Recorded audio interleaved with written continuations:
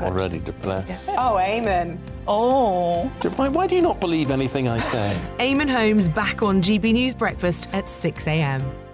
Hello, I'm Esther McVeigh. And I'm Philip Davis. Whether you're watching or listening on TV, online or on radio, we handpick the latest stories, debates and expert opinions for your weekend. So whether that's politics, news or showbiz, we've got it covered. Join us every Saturday morning at 10 o'clock on GB News.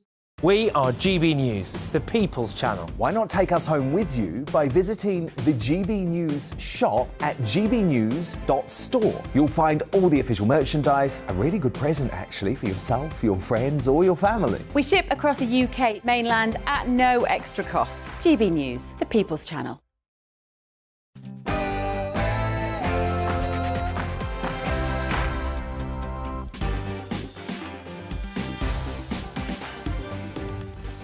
On Mark Dolan tonight, in my big opinion, my reaction to Rishi Sunak's rumoured Brexit breakthrough. With Brussels, now the DUP are seeking approval. Of course, they won't be happy unless they've agreed all the arrangements. But we do need a deal so we can crack on with the huge challenges facing this country and put the Brexit debate to bed once and for all. My Mark Meets guest is the chairman of the influential European Research Group of Conservative MPs, Marc Francois. Will he give Rishi Sunak's new deal his backing? It could hinge on his support. He's live in the studio after 10. In the big question, are Keir Starmer's 5 missions going to win him the next election? We'll debate that with Anne Widdecombe and Tony Blair's former advisor. Lots to get through, but first the headlines with Ray Addison.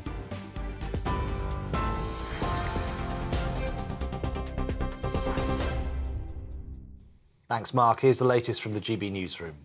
The President of the European Commission will visit the UK tomorrow to continue talks with the Prime Minister over the Northern Ireland Protocol. In a statement released by Number 10, it said Rishi Sunak and Ursula von der Leyen will continue attempts to find practical solutions to challenges resulting from the post-Brexit trading arrangements. Taoiseach Leo Varadkar has welcomed the news. The DUP has refused to form an executive at Stormont in protest over the current Brexit deal. Former Trade Secretary Liam Fox says he will support the new deal if it's an improvement. I think the DUP will also be willing to see restrictions diminished, again, in the hope that over time some of them might disappear. I think the hope that the European Union would give up entirely on European law applying to some elements in Northern Ireland is unlikely, given what the British government conceded in the protocol. But we can make progress on that, and I think that both sides will want to see the Northern Ireland Assembly up and running, because that's the best guarantee to political stability and a reduction in violence. A ban on transgender women in female prisons in England and Wales is now being extended to include those who've committed violent offences. The new policy, which will be enforced from tomorrow, also includes trans women with intact male genitalia and sexual offenders. The Justice Secretary is describing the rules as a common-sense framework that will improve the safety of prisoners. At least 59 people, including 12 children, have died after a boat carrying more than 100 migrants crashed into rocks off the southern coast of Italy. The boat, which left from Turkey, was carrying migrants from Somalia, Pakistan and Afghanistan. 27 bodies were found on a beach in Calabria. More were found in the water. Police in Northern Ireland have been granted more time to question a suspect in the attempted murder of an off-duty officer in Omagh. The 43-year-old was arrested on Friday after Detective Chief Inspector John Caldwell was shot at a sports centre. He's one of 6 men taken into custody in County Tyrone. Officers believe the attack was terrorist-related. And a popular beach in Norfolk could be closed for decades, locals say, after cliff erosion made the area unsafe. The beach at Hemsby, near Great Yarmouth, has lost more than 10 feet of land in just 2 days. The local lifeboat crew have had to close the shore over safety concerns. Local businesses warn they'll be significantly impacted. The beach is their main source of income during the summer. They're calling on the government to step in and help. We're on TV, online and on DAB+ radio. This is GB News. Back now to Mark Dolan Tonight.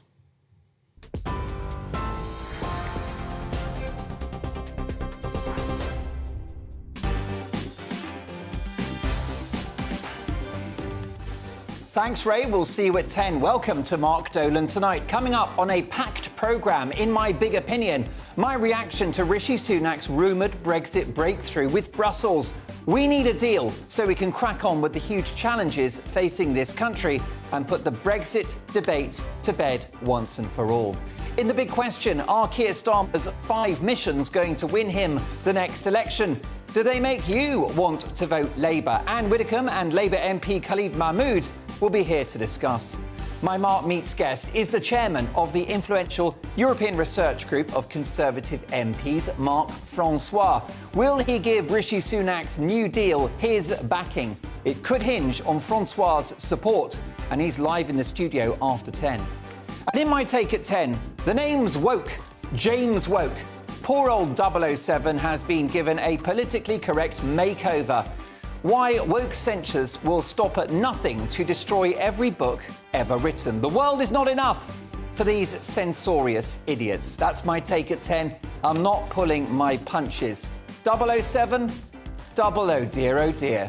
We've got tomorrow's front pages at exactly 10:30 sharp with full panel reaction. And in the news agenda, as the police fail to solve 5,000 crimes a day, we'll be asking if crime is now out of control in Britain.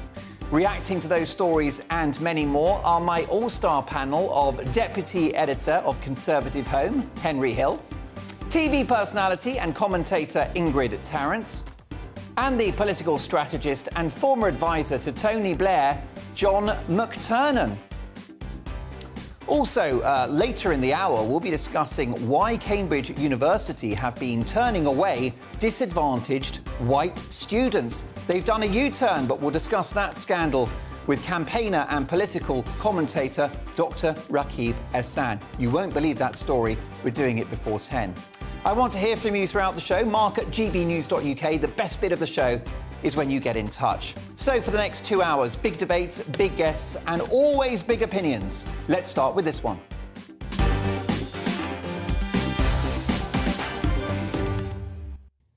We need to move on. With spiralling inflation, a cost of living crisis, public sector workers on strike, a war in Ukraine, an NHS barely fit for purpose, and upwards of 1,000 people entering the country illegally every day, Brexit should be a good news story, not the distraction and the thorn in our side it has become. Do you really want to be talking about the Northern Ireland Protocol when you're worried about your mortgage, your rent, your electricity and gas bills, your job security, a scarcity of fruit and veg in the supermarkets, a lack of school places for your kids, or the vanishing chance of getting a GP appointment this side of Christmas? The issue of the Northern Ireland Protocol, which disgracefully places a border down the Irish Sea, splitting our country in half, has been a disaster for the people of Northern Ireland, who are subject to different legal jurisdiction and customs and tax regulations than the rest of the country. Not to mention the fact that they have no government in Stormont. The Northern Ireland Protocol has been a crime against the people of Northern Ireland and an assault on the political, economic and territorial foundations of this country. It looks like our new Prime Minister, Rishi Sunak, has brokered an unprecedented deal with Brussels, which will see goods from the mainland and destined for Northern Ireland only fast-tracked on a so-called green lane without checks. Any potential court action would go via the Northern Ireland judiciary first, prior to any involvement of the European Court of Justice. Plus, Westminster, not Brussels, would set VAT rates, taxation and state aid policy in Northern Ireland. And it's understood that Sunak has negotiated an arrangement whereby the Assembly in Belfast gets pre-legislative scrutiny of new regulations, if necessary. Decent, but the deal still won't be perfect. But it appears to be light years away from the current arrangements, which are palpably unworkable. Rumours abound that Sunak has immersed himself in the detail, confirming my instinct that this guy has all the makings of a great statesman. And with the likes of Steve Baker, arch Brexiteer, potentially remaining as Northern Ireland Minister and not resigning, well, that would place a kite mark seal of approval on any potential agreement. Steve Baker is very much the canary in the mine. And if he keeps on singing, that will be music to Sunak's ears. However, if the likes of Baker step problem, as he will if Mark Francois, current chairman of the Eurosceptic Tory group, the ERG, kicks off. Well, Mark Francois is with me live in the studio tonight at 10 o'clock for a Mark Meets special. We await his verdict. Interestingly, Caroline Wheeler and Tim Shipman in the Sunday Times today quote a key member of Sunak's negotiating team, Secretary of State for Northern Ireland Chris Heaton-Harris, ex-chairman of the ERG, as saying, if we'd been offered this deal 3 years ago, we would have bitten your arm off. Too right. On this show, exactly a week ago, I said that support from the DUP is my red line. I maintain that position, and it's clear that if the Democratic Unionist Party are not happy with the deal, they will not participate in power sharing in Stormont, and it will render Sunak's efforts a complete waste of time, a non-starter. But whether we like it or not, we must negotiate with the EU, because even though we have the Northern Ireland Protocol Bill, which would allow Britain to tear up the agreement altogether, it may not be quite the silver bullet that many Brexiteers perceive it to be, given the fact that it would likely spark a trade war that we don't need right now, and would see the European Union refuse to engage with Britain on any other issue, including stopping the boats. Plenty of legal minds, better than my own, believe that even if we did tear up the Northern Ireland Protocol, it may still be legally enforceable. Fines could be payable, legal fees, of course, and we'd be faced with months, if not years more, of this diplomatic, political and economic turmoil. Does anyone want that? Prolonged chaos would further support the Remain narrative that it's been a disaster, rather than the huge opportunity it actually is. Last week I said, don't let the great be the enemy of the good, and do not fall into the trap of ideological purity. I suspect that whilst not perfect, this deal is probably good enough. And if it allows us to break the political deadlock, and if it sees government back in Northern Ireland, then it's good enough for me. To his eternal credit, Boris Johnson got Brexit done. Rishi Sunak's legacy will be all the greater if he can make Brexit work. Let's get a deal done so we can all get on with our bloody lives and make Brexit the success I'm certain it can be.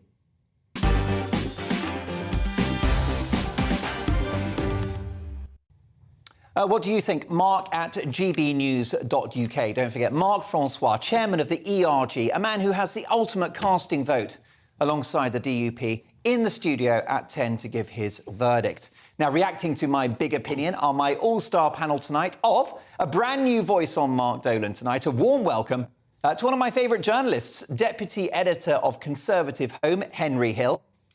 We also have an old friend of mine, TV personality and commentator Ingrid Tarrant.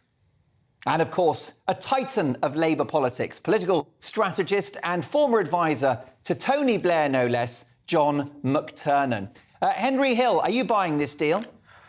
It will entirely depend on the unionist reaction, because essentially the point of this deal, the timeline they've been working to in Whitehall and in Brussels, is all about getting Stormont back in time for April, which is the 25th anniversary of the Belfast Agreement. Joe Biden wants to visit. Everyone wants Stormont up and running so they can sort of have a big party and celebrate that landmark. They can't do that if there's no Stormont. So it entirely hinges on whether or not the DUP are on board. Rishi Sunak can pass it in Parliament with the Labour votes.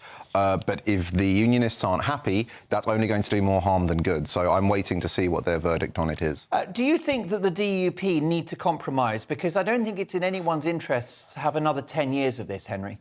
To an extent, you can't be an absolute purist. Ultimately, we are trapped in the position that Theresa May locked us into in 2016-17 when she signed up to an absurdly maximalist interpretation of what Britain's obligations with regards to the Irish border actually were. But ultimately, this is an existential question for them. It's about their position in the United Kingdom. It's all very well for people on the mainland to say we want to get on with our lives, but this is a hugely important issue for them, and they have their red lines and they're entitled to them. Last thought before I get to the others on this, Henry, but you're well connected to the Conservative Party and the bigwigs therein. This is bad PR for Brexit, isn't it? That's the point. That I just wonder, and I've said it in my monologue this week and last Sunday as well, don't fall into the trap of ideological purity, because I think it does the Brexit cause no favours and plays into Remain hands that narrative that Brexit's been a disaster. Yeah, absolutely. Some of the ERG especially could definitely take this too far and insist on an unworkable solution the EU would never deliver. There is a good deal to be done on Northern Ireland. But again, that doesn't necessarily mean that whatever deal Rishi comes back with is good enough. So we'll have to wait and see what he's actually got. Ingrid, we need a deal. We've got to get on with our lives. My viewers and listeners are worried about their energy bills. They're worried about their job. They can't get a school place or a GP appointment. Yeah, so this is kind of not going to be high on their priority, and it's very complicated as well. So I don't know that people are really engaging with the detail of it. But can I just interrupt you there, Ingrid? Yeah. You're absolutely right. What it is doing, though, is using up a lot of government time, including the Prime Minister's time, and we don't want so much energy being sucked out of this current administration, do we? The thing is, unfortunately, that you can't control the timing. It has all happened at once. It's a complete... is chaos. I mean, everything is in a mess at the minute, so everything has actually got to be dealt with one by one. They don't necessarily perhaps have to push this through now, but they've engaged in it now, and a meeting tomorrow with Ursula von der Leyen and all that sort of thing. All I will say is thank goodness that we have really committed Brexiteers negotiating, Rishi Sunak, and Steve Baker. And Chris Heaton-Harris, who used to be the chairman of the ERG for 5 years. Yeah, so that gives me a certain amount of hope. I keep kind of in my head keep going back, and I don't know sort of like the real ins and outs of it and how it would work or whatever. But I keep on sort of like echoing in my ears this sort of like no deal is better than a bad deal. And I do wonder how things might be today if we had recognised, which we did at the time, that, you know, this was not a clever, this was wishy-washy. Boris pushed it through without going into the detail. He's not a man of detail anyway, and the devil is in the detail. So I would like to see this sorted out once and for all. But, you know, I love what you say, and I have to pick you up on we don't want a trade war. That's absolutely right.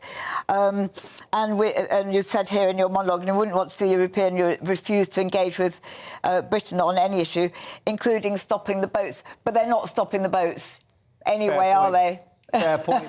Yeah, with friends like that, who needs enemies? John McTurnan, welcome back to Mark Dolan tonight. Your reaction to this developing story, a possible Brexit breakthrough? Well, I think it's hilarious in a way, isn't it? This is a Tory Prime Minister solving a problem created by a Tory Prime Minister with the savage irony that it is the Conservative and Unionist Party in government who drove Northern Ireland out of the United Kingdom by putting a border in the Irish Sea. Now, to sort that disgrace out will be great.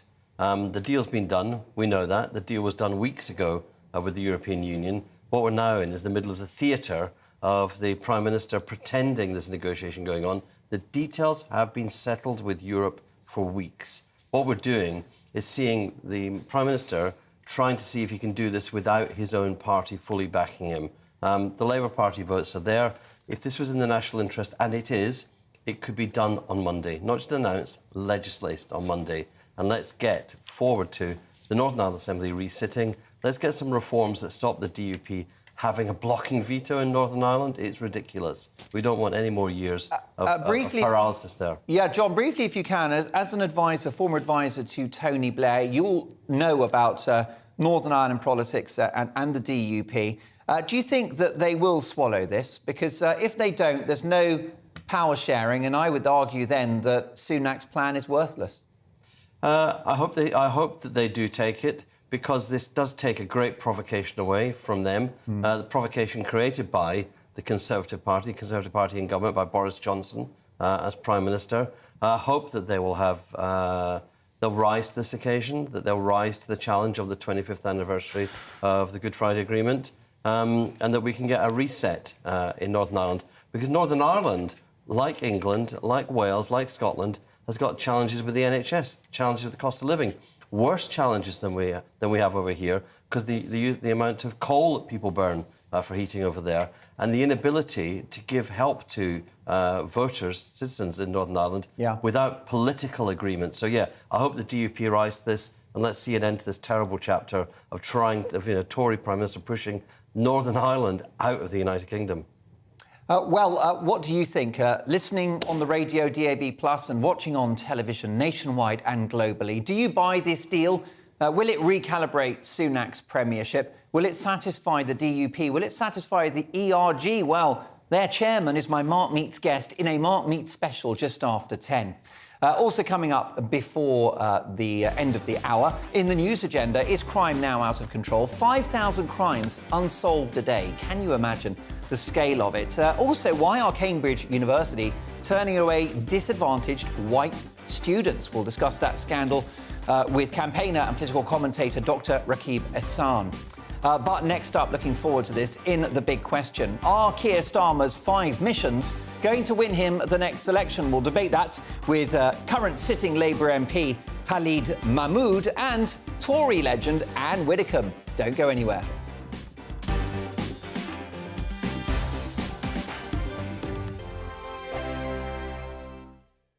It's all about family, being in people's living rooms, all the interaction and getting to know who our viewers and listeners are. When I was young, my dad used to say, no, stop arguing. I wanted an outlet that would enable me to give my opinion.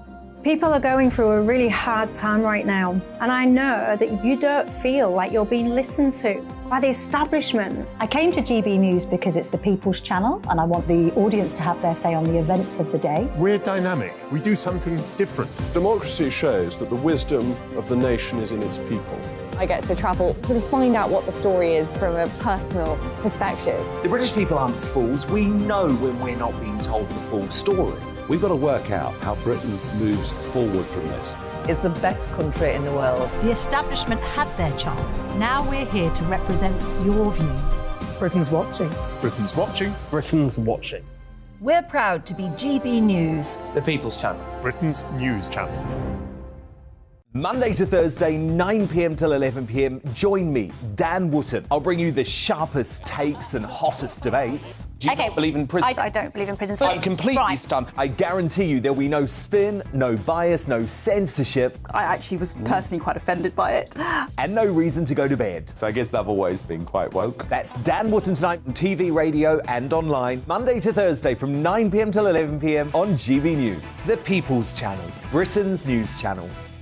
Hello, I'm Michelle Dewberry, and you can join me every weekday 6 till 7 on Jubes and Kerr. You're an inspiration to us all. Clip that bit off. Well, you are. That's my ringtone. My political ambitions are, those days are gone, I can tell you. She's only teasing. Go on. He's probably going to want to lay down now. I'll give him 2 minutes to have one. Let's respectfully disagree. That's what we like on Jubes and Kerr. Come and join us. GB News, the People's Channel. Michelle Dewberry, weekday evenings at 6 o'clock. I'm Simon Evans. Join me on GB News for Headliners at 11 p.m. What's the scoop? I'll be joined by 2 of the country's top comedians. That's right. As we take a look at tomorrow's newspapers tonight. We're going to get into trouble. If it's a big story, we'll be covering it. Spill some tea on him. There we go. But we'll also have some fun. I wouldn't stick up a bank. My father didn't love me. So anyway, Headliners every night from 11 on GB News, the People's Channel, Britain's news channel. We are GB News, the People's Channel. And right across the United Kingdom. You can find us on Sky Channel 512, Virgin Media Channel 604, Freesat Channel 216, Freeview Channel 236, and YouView, Channel 236. You can also take us with you on DAB+ radio. With the GB News app and at the website gbnews.uk. We're absolutely everywhere. Come join us on GB News, the People's Channel, Britain's news channel.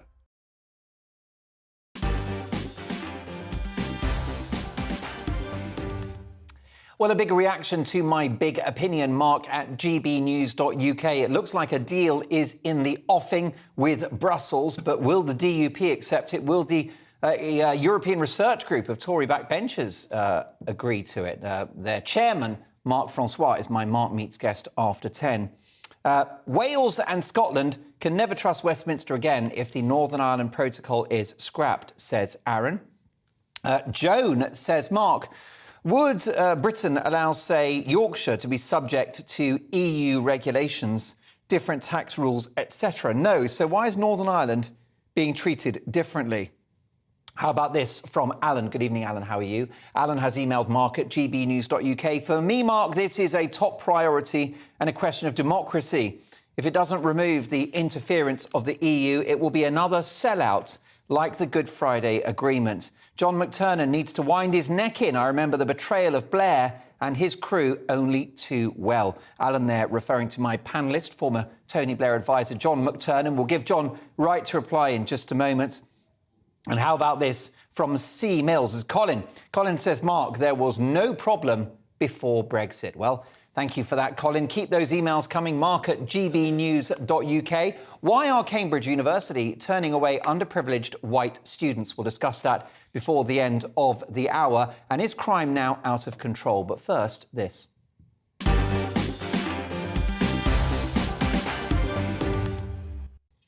Yes, it's time for the big question in which we tackle a major news story of the day. Now, tonight, the Labour leader, Sir Keir Starmer, this week unveiled his 5 missions for a better Britain, which included securing the highest sustained growth in the G7, building an NHS fit for the future, making Britain's streets safe, breaking down the barriers to opportunity at every stage, and making Britain a clean energy superpower. So will Keir Starmer's 5 missions win him the next election?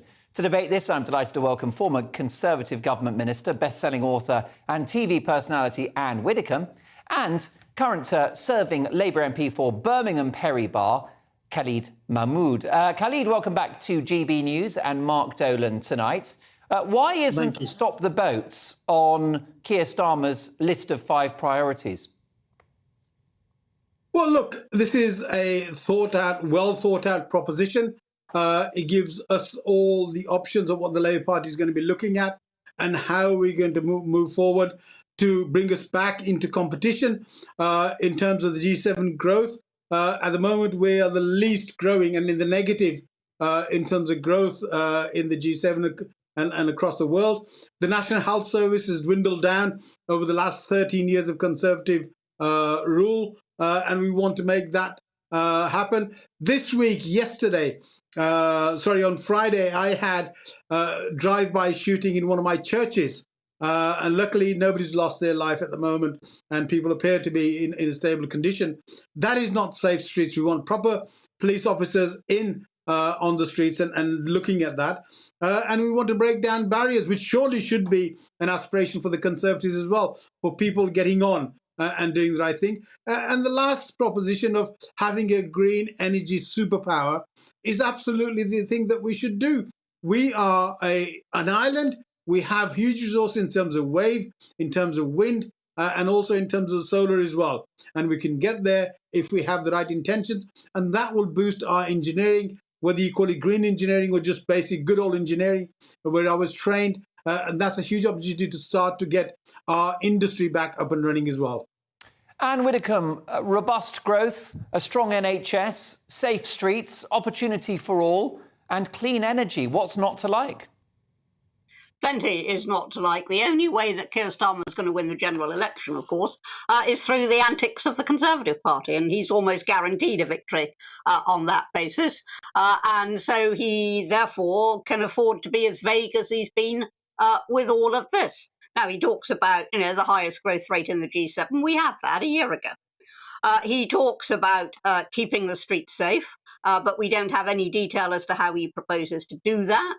Does he mean safe? Does he mean safer? Does he mean, within one parliament that the streets are going to be noticeably safer? Doesn't tell us. NHS fit for the future. What does that mean? More of the same? I mean, what does that mean? An NHS fit for the future? Barriers to opportunity. Well, I hope he's including small businesses in that and looking for tax reductions and the removal of red tape. I hope he's looking for those, to remove those barriers. And as for the clean energy superpower, nuclear possibly? Can we hear about that? I mean, this is motherhood and apple pie. And you're quite right. I mean, you've pointed out the glaring one that's not there, which is immigration and the control of the boats. You've pointed that out. But there's also plenty that's not there. And it is too vague. It is simply too vague. And he talks about barriers to opportunities. Well, the Conservatives have been talking about levelling up for a very long time.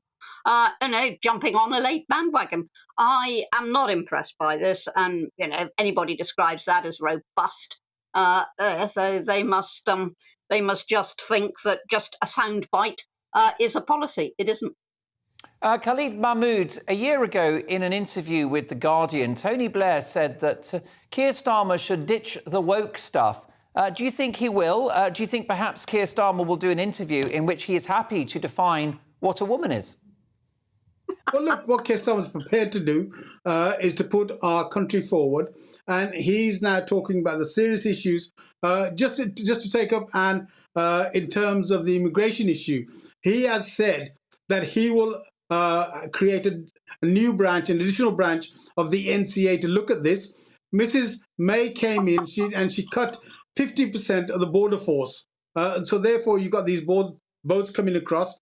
And the Tory party need to look at themselves after 30 years. Why have they not been able to do this? And we have real issues in terms of the National Health Service, which is basically losing money because huge amounts of agency staff that's come in there over the last 13 years. And we're not training the right doctors and the nurses to be able to go through. The Labour Party will that. We will also keep our streets clean by having a lot more police on the streets, which is what's been promised. And we'll deliver that. And that's what he wants to do. In terms of clean energy, that will also bring our engineering out as well. So that will hugely support the economy in terms of how and what we make. We should make much more of the green energy and the green electricity from our engineering base, which we should expand anyway. Why no mention of nuclear?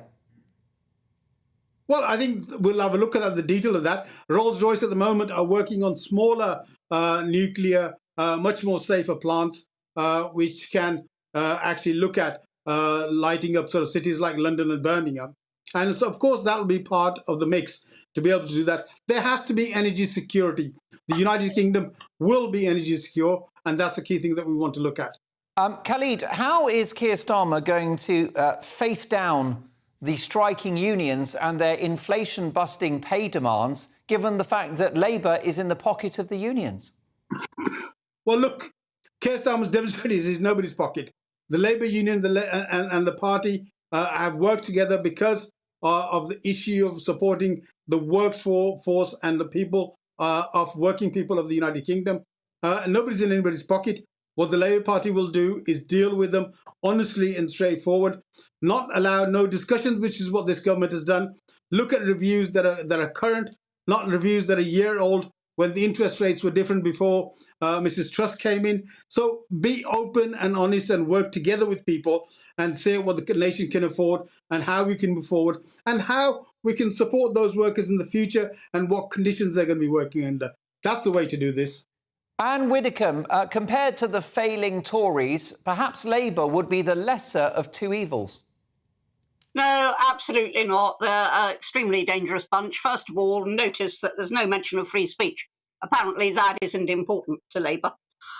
Secondly, as you rightly say, there's the unions. There's no mention of them, no mention of what they're going to do about strikes, and no mention of the boats. Now, they're dangerous for this reason. If they're putting those things on the back burner and saying they're not their priorities, that's something that they'll just sort out when they get in somehow, then that is dangerous. But what is really dangerous is trying to pretend that the NHS failure is all the fault of the Tories, which it certainly isn't. It is the fault of the fact that the NHS, which was a wonderful institution for its first couple of decades, was never designed to cope with what it has to cope with today. Bevan didn't foresee the huge explosion in medical science. He didn't foresee the enormous rise in longevity. He didn't foresee that national insurance, what we call the stamp, wouldn't be able to keep up with the demand. Now, he didn't foresee any of that, and nor could he have done in the 1940s. But until Labour is prepared to say that we need to look at the whole thing again and ask ourselves, what would we do if we were designing the system from scratch now? Unless they're prepared to do that, all they will be doing is tinkering, putting sticking plaster on. They're very good at sticking plaster in the Labour Party. We actually need some guts. We need some politicians who will say there's a great gaping wound there that no sticking plaster is going to cover. We have to start again. Now, until somebody says that, and the Tories aren't saying it either, until somebody says that, the NHS is going to go on from crisis to crisis, unable to meet the current levels of demand. Khalid, the Labour Party has said quite clearly, with West Streeting and Keir Starmer, that there has to be a full structure review of the National Health Service and make it fit for not just now, for the future.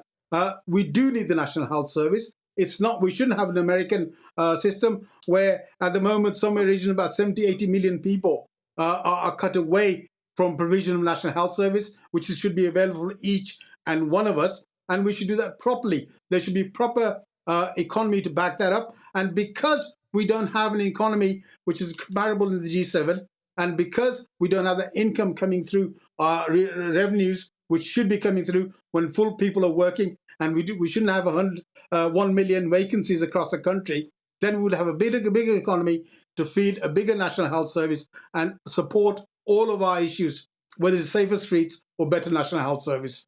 Khalid, great to have you back on the show. Do join us again soon. Khalid Mahmood is the Labour MP for Birmingham Perry Barr, flying the flag for Keir Starmer and his 5 missions. My thanks to Anne Widdecombe, who's always on a mission of common sense and wisdom, and we'll see Anne Widdecombe in a week's time. Your reaction, Mark, at gbnews.uk to what you've just heard. We asked on Twitter before the programme, are Keir Starmer's 5 missions going to win him the next election? 16% say yes, 84% say no. My Mark Meets guest is Mark Francois, chair of the ERG. He holds the Prime Minister's fate in his hands. Will he buy this Brexit deal with Brussels? Plus the papers at 10:30. And why are Cambridge University turning away underprivileged white students? We'll discuss that before 10. But next, as the police fail to solve 5,000 crimes today, we'll be asking, is crime out of control? See you shortly.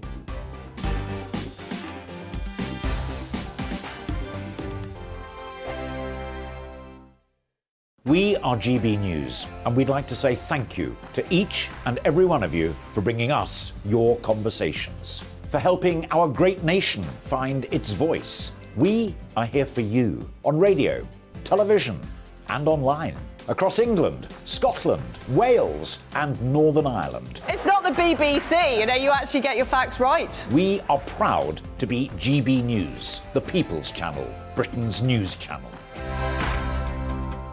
I'm Mark White. As GB News Home and Security Editor, I cover those key issues that are so important to you. Our authorities, our communities doing all they can to combat violent crime. With the public services under unbearable strain, why are we still failing to control our borders? Defence, the first priority of any government, has been continually hollowed out. Can we trust our politicians to protect the armed forces? Join me, Mark White, on GB News. Join me, Nana Akue, Saturday and Sunday afternoons on GB News. Expect fiery debate and passionate discussion as me and my panel tackle some of the biggest topics hitting the headlines. It's a place for everyone's opinion. No one gets cancelled, but no one gets an easy ride. Oh, she's on it today! Be ready for conversations that are fierce, frank, and of course, fun. Every Saturday and Sunday afternoon from 4 p.m. on GB News, the People's Channel. Monday to Thursday on GB News, it's Bev Turner Today from 10 a.m. We're going to be here for you, our GB News family, to keep you up to date, but also make you smile. There's a guy who went from puberty to adultery. And I can't wait to bring a few of my own opinions. I have no time for cultural totalitarianism. We'll engage in passionate, but always polite debate, with your thoughts and opinions at the centre of it all. Only on GB News, the People's Channel, Britain's news channel. Join me every Sunday at 6 p.m. for Gloria Meets. In exclusive interviews, I'll be finding out who our politicians really are and what they really think. It's something that you would never want anyone to suffer. I didn't know what channels there were. I didn't think I'd be believed. I must have weighed about 7 stone and I'm 5'8". My instincts was to sort of cover this up. I mean, clearly that was a mistake. Join me every Sunday at 6 p.m. on GB News, the People's Channel, Britain's news channel.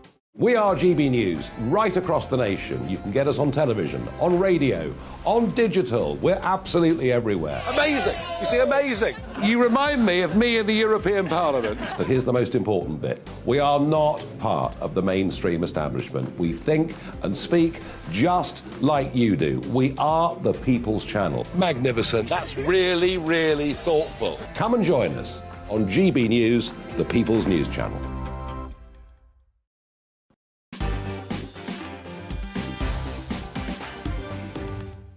Emily, on email, the Tories have made a right mess of things, but Keir and his Labour Party would be even worse. They do not have any clear plan of how the party would improve the country. Welcome back to Mark Dolan tonight. Let's tackle one of the big stories of the day with my panel. Deputy Editor of Conservative Home, Henry Hill. TV personality, a very old friend of mine, commentator and broadcaster Ingrid Tarrant, and the political strategist and former advisor to Tony Blair, and turns out party animal, John McTernan. We'll get to that later. Worrying crime statistics have been released, which say that, on average, just over 5,000 crimes are unsolved every day. The report says that only 1 in 20 crimes end with a suspect being charged, and charge rates have dropped particularly dramatically for so-called low-level offences, which are by far the most common. Burglary, shoplifting, pickpocketing, charge rates have dropped for all of them as police seemingly concentrate on more complex cases, leaving us to ask, is crime out of control? Ingrid Tarrant, pickpocketing, that is not a low-level crime, is it? No, but in 2014, the law changed and the police stopped investigating any crime that involved anything £200 and under. So if you broke into, burglary was a different thing, but crime, so pickpocketing, going into shops, stealing, shoplifting and all those things. So naturally, you know, loads and loads of crimes were within that bracket. So when they say that the figures are coming down, of course they're going to come down because they're not even investigating them in the first place. Indeed. I mean, it's a real worry. There is no victimless crime, John. I completely agree with that. I think you mentioned pickpocketing. People feel the personal violation if that's something thrown from them. If it could be their cards taken, their identity cards taken as well. And I think one of the things that gnawing away at the fabric of Britain, modern Britain at the moment, is the sense that if a crime happens, the cops won't be there. They won't be there to stop it, but to deter it, but they won't be there for you if you phone in. They'll give you an insurance number, give you a crime number to claim on your insurance. Which is basically ticking a box, isn't it? Well, it they don't care. I think it's worse. I hear from Labour candidates campaigning in the West Midlands that the local community are so angry that they investigate crime themselves. And that's the way towards vigilante justice. That's not justice. Well, definitely. I mean, that's got echoes of the NHS, people going private because they won't wait for a knee operation. People are going out with the law now in order to enforce law and order. And this is a bad place to be, isn't it, Henry? Yeah, absolutely. You hear about some of these sort of wealthier neighbourhoods that are chipping in to basically hire uniformed private security companies to perform patrols, which is, an absolutely extraordinary state of affairs. But this kind of stuff, it often doesn't have the big financial impact or the severe personal impact of more serious crime, but it really does. I think John used excellent words. It gnaws away at your sense that the country works, right? I've not personally been mugged, but the co-op where I shop... I wouldn't dare. But the co-op where I shop, I've seen it get shoplifted about once a month. Yeah. And, the security guard often doesn't even intervene because presumably you potentially be on the hook if they injured the shoplifter. But someone sprints out of there with a bag of stuff about once a month. And that doesn't personally hurt me. but it does nonetheless contribute to my sense of like this is a city that isn't working. Correct, and then the costs will be fed through to customers. I mean, It's the just stakes, wrong. It must be a co-op thing. The stakes in my... I'm a big fan of co-op. The stakes in my co-op have all got an alarm on them. Yeah, and you see, especially, and this is more advanced in it's more advanced in the US, but in the US you see entire shelving units that have just been locked up, right, because you can't trust shoppers with them anymore. And that's a big social cost that often doesn't show up, I think, on some police crime Do you think statistics. maybe what Britain needs is a Giuliani-style zero-tolerance approach? Of course, the former Old New style, York not mayor... new style Giuliani. Well, let's the new go style for... with the melting. There are two types. That's sort of... But you know, this is a guy who famously had the broken window policy. He took the view that if there was a broken window in a neighbourhood, that set the tone of crime, and that the police would investigate and pursue the seemingly low-level crimes in order that criminals don't graduate to something worse. I think that would be a great idea, but the thing about that is you have to resource it properly, and that doesn't just mean police officers, because police officer numbers are up, but you need to have the capacity in the court system to make sure these cases get prosecuted in good time, and you need to have space in prison to make sure that they serve their tariff. Yeah, John, your pal Tony Blair, tough on crime, tough on the causes of crime, a sentiment echoed by Keir Starmer on Friday. Well, we need that same approach. There are people who should be diverted from crime if they start with low-level crime, but you have to catch them. And one thing that Giuliani found and the Transport Authority found in New York was the people who jump over the turnstiles to get onto the subway actually had a criminal record for other things. There wasn't simply one thing they were breaking. They weren't just dodging fares. They were actually people who broke laws all the time. So grabbing them, stopping them, you actually found on-the-run criminals. You found people who'd broken bail conditions, people who were being sought for by the police. So with this integrated approach, it's not simply extra staff. It's integrated approach to deter, to divert, but to prosecute, and to prosecute rapidly, because witnesses get so frustrated with when lawyers and criminals play the game with the courts and defer the date. Well, indeed, many people I know, if there isn't an insurance claim to be made, they don't even bother calling the police because it feels so hopeless. What is your experience with law and order on the streets? Mark at gbnews.uk. Coming up in my take at 10, you won't believe this, James Bond has had a woke makeover. My reaction. Plus, live in the studio, my Mark Meets guest is the top Brexiteer, chairman of the ERG, Mark Francois, who holds Rishi Sunak's fate in his hands. Will he buy the Brexit deal? We'll discuss that after 10. But next, chaos at Cambridge University, who have been forced to reverse a decision to block white working-class students from a postgraduate course. What was going on? We'll find out next.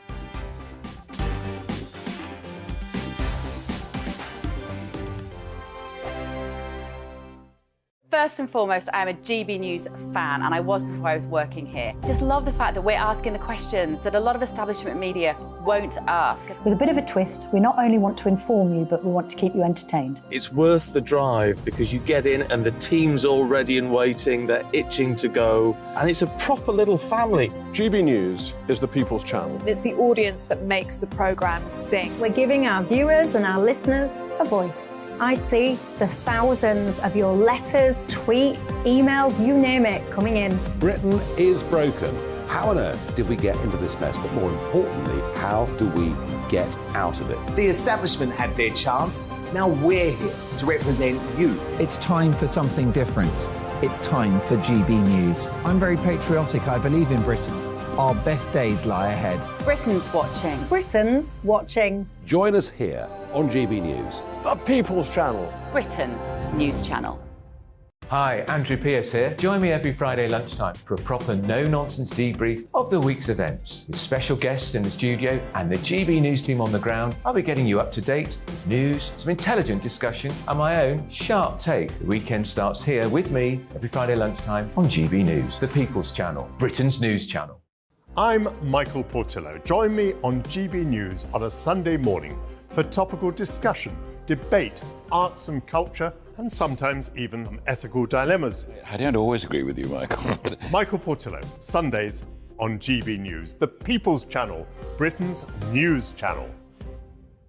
I'm Andrew Doyle. Join me at 7 o'clock every Sunday night for Free Speech Nation, the show where I tackle the week's biggest stories in politics and current affairs with the help of my two comedian panellists and a variety of special guests. Free Speech Nation, Sunday nights from 7 on GB News, the People's Channel, Britain's news channel. Here on GB News Live, we'll be keeping you in the picture, finding out what's happening across the country and finding out why it matters to you. We'll have the facts fast with our team of reporters and specialist correspondents. Wherever it's happening, we'll be there from 12 noon on TV, radio and online. GB News, the People's Channel, Britain's news channel.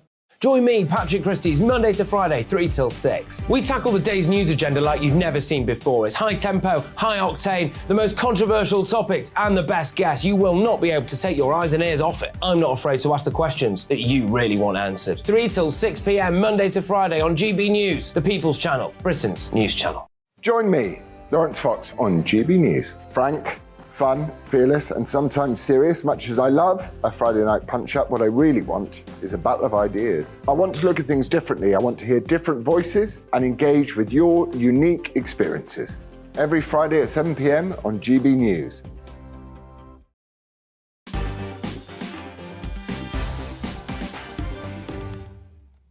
Welcome back to the show, and let's discuss the University of Cambridge, who banned white working-class students from their postgraduate course, according to an exclusive in the Sunday Telegraph newspaper. Cambridge University's School of Arts and Humanities advertised an exciting new widening participation project to give an opportunity for students from underrepresented groups to experience postgraduate research at Cambridge. The university has since reversed the scheme following concerns raised by many in the institution's community. The programme has now opened up to a wider group defined by socio-economic factors rather than race. So what it means is that deprived white working-class students are now included in the intake. Professor David Abulafia of Cambridge's Gonville and Caius College told the Sunday Telegraph it's good that the programme has been recalibrated so that the criterion is disadvantage rather than race. The racial criterion, he said, seemed to assume non-white students are automatically disadvantaged. He went on to say, isn't that a bit racist in itself? Well, let's get reaction now from Dr. Rakib Ehsan, who is a research analyst, culture writer, a regular on Mark Dolan tonight, and he boasts a PhD in social integration. His forthcoming book, Beyond Grievance, is out this summer. Hi, Rakib. Hi, Mark. How are you? I'm very well. Good to have you on the programme. I was quite shocked to see that headline that disadvantaged white students essentially banned from a course at Cambridge University. Mark, I'm not that surprised, if truth be told. For some time, I've felt that racial identity politics has well and truly taken hold in our further education system, and this is just a fine example of that. It's quite remarkable that a course would be advertised in such a way, ultimately looking to attract members of underrepresented groups, even though it's been known for some time that white working class students are in themselves underrepresented when it comes to our university system. But when it comes to this particular course, initially it was advertised looking to appeal to people, black students and students of Bangladeshi and Pakistani origin, but no mention of white working class students at all, Mark. And of course, diversity is a good thing, but what we need to see from universities and other public institutions is some consistency and policies that lift everyone that's disadvantaged up. No, absolutely. I couldn't agree more. But this was a very clear case of equating non-white identity with disadvantage, that non-white students automatically needed a helping hand, even though within those ethnic groups, you do have families who are relatively wealthy. So I think what this really shows, that at least there's now the refocusing towards social class. That is welcome, but that should have been the starting point to begin with. And I do feel that when it comes to socioeconomic background, over time, we see in those liberal left circles, there's been a greater focus on racial identity, when I think there should be a greater focus on knocking down class-based barriers.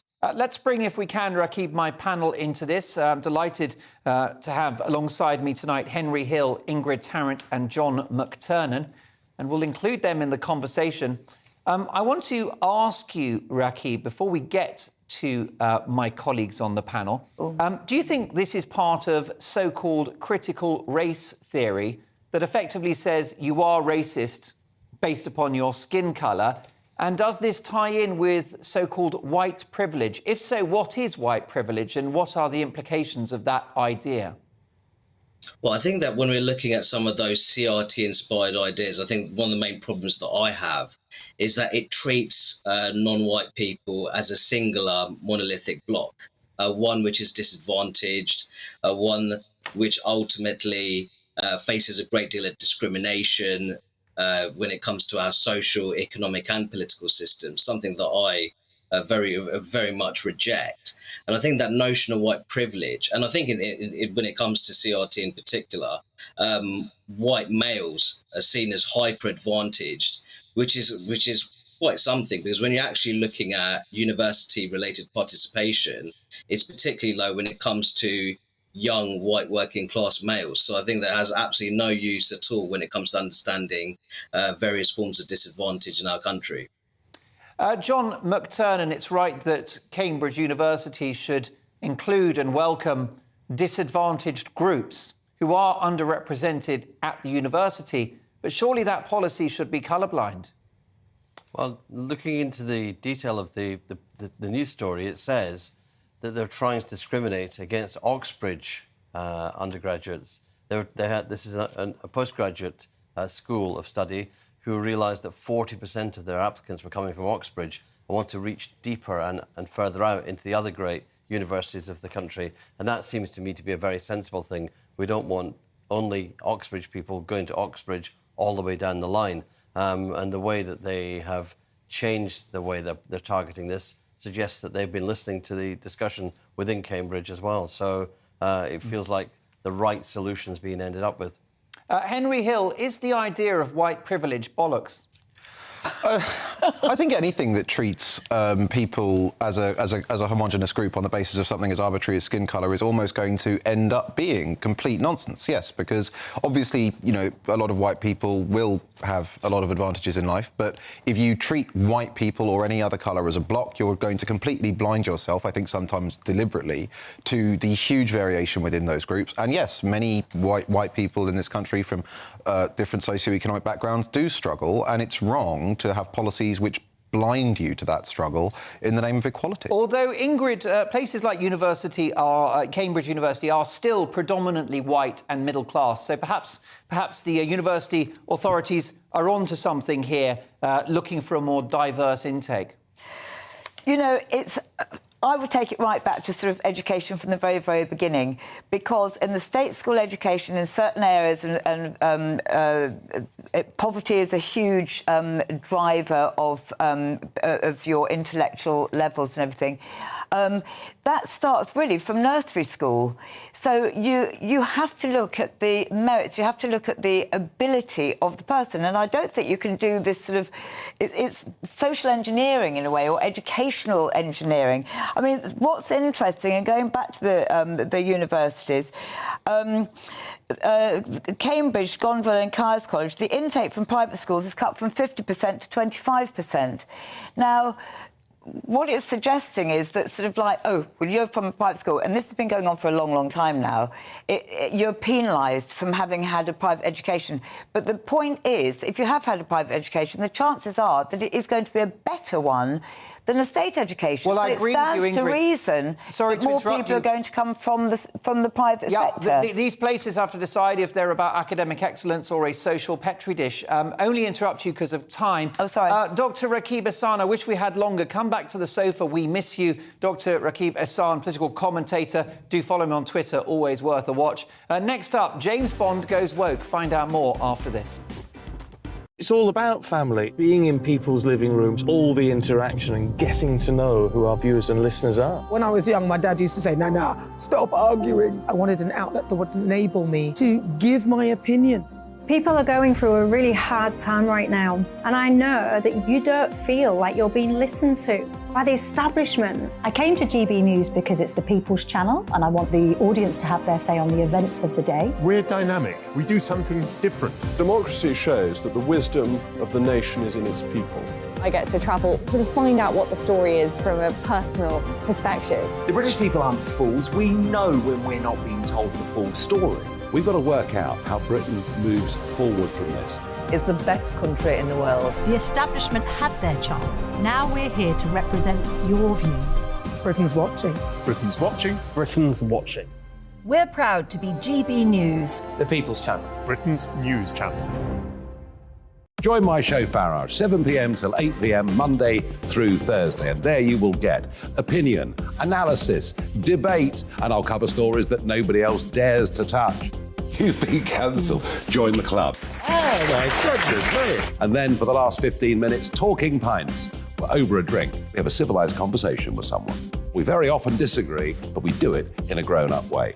Come and join me on Farage.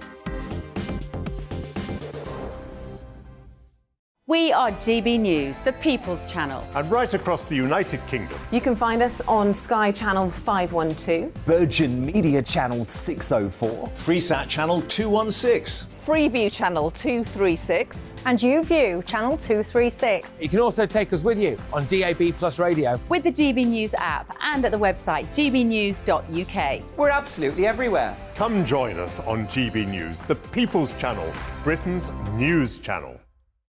He's the king of breakfast TV, and he's back. Eamon Holmes, back on the TV Surprised with me this morning. Even remember my name. I know, it's been 4 months. You have holy water by your bed? Oh yes, already to bless. Oh, Eamon. Oh. Why do you not believe anything I say? Eamon Holmes back on GB News Breakfast at 6 a.m. Hello, I'm Esther McVeigh. And I'm Philip Davis. Whether you're watching or listening on TV, online or on radio, we handpick the latest stories, debates and expert opinions for your weekend. So whether that's politics, news or showbiz, we've got it covered. Join us every Saturday morning at 10 o'clock on GB News. We are GB News, the People's Channel. Why not take us home with you by visiting the GB News shop at gbnews.store. You'll find all the official merchandise, a really good present actually for yourself, your friends or your family. We ship across the UK mainland at no extra cost. GB News, the People's Channel.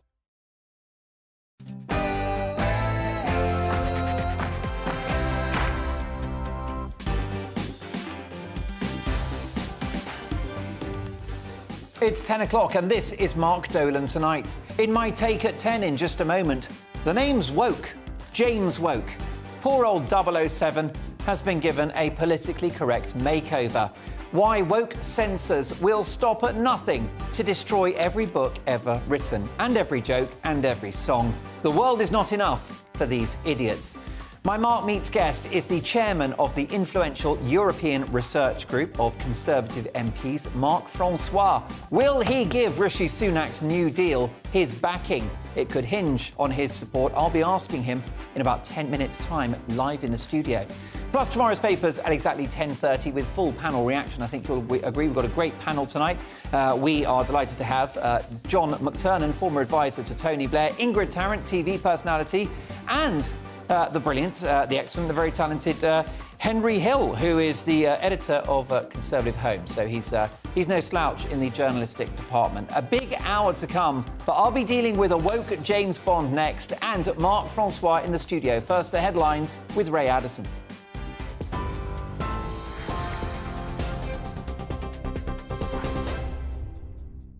Thanks, Mark. Here's the latest. The President of the European Commission will visit the UK tomorrow to continue talks with the Prime Minister over the Northern Ireland Protocol.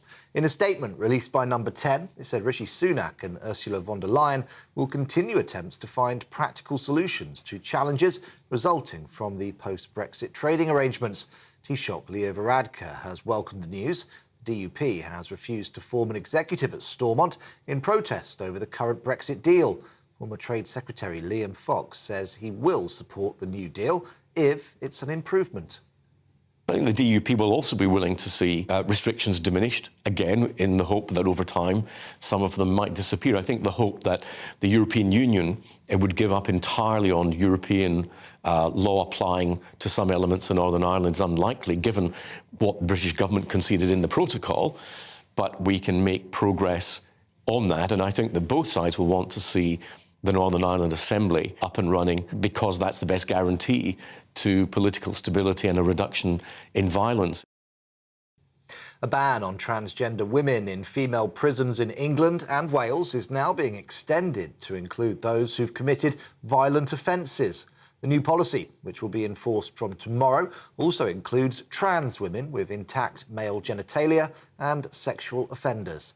The Justice Secretary is describing the rules as a common-sense framework that will improve the safety of prisoners.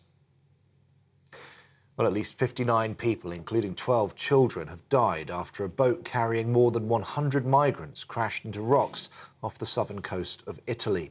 The boat, which left from Turkey, was carrying migrants from Somalia, Pakistan and Afghanistan. 27 bodies were found on a beach in Calabria. More were found in the water. Police in Northern Ireland have been granted more time to question a suspect in the attempted murder of an off-duty officer in Omagh.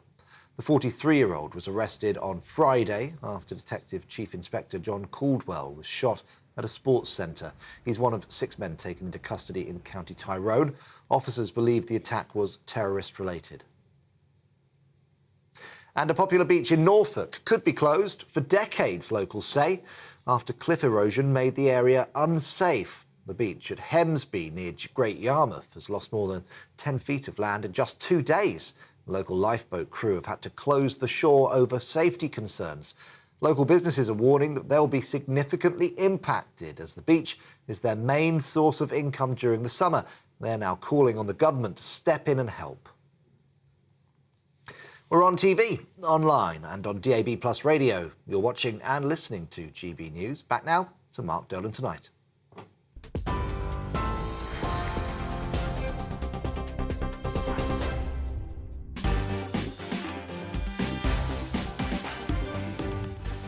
Thanks, Ray. We'll see you in an hour. Welcome to Mark Dolan Tonight. Still to come in the next hour or so, my Mark Meets guest is the chairman of the influential European Research Group of Conservative MPs, Mark Francois. Will he give Rishi Sunak's New Deal his backing? It could hinge on his support. In my Take at 10 in just a moment, the name's woke. James Woke. Poor old 007 has been given a politically correct makeover. Why woke censors will stop at nothing to destroy every book ever written. The world is not enough for these idiots. We've got tomorrow's papers at exactly 10:30 sharp with full panel reaction. And in the news agenda, are strict rules regarding school uniforms going over the top? Do we still need school uniforms? And lots more besides. A busy hour to come. Let's start with my Take at 10.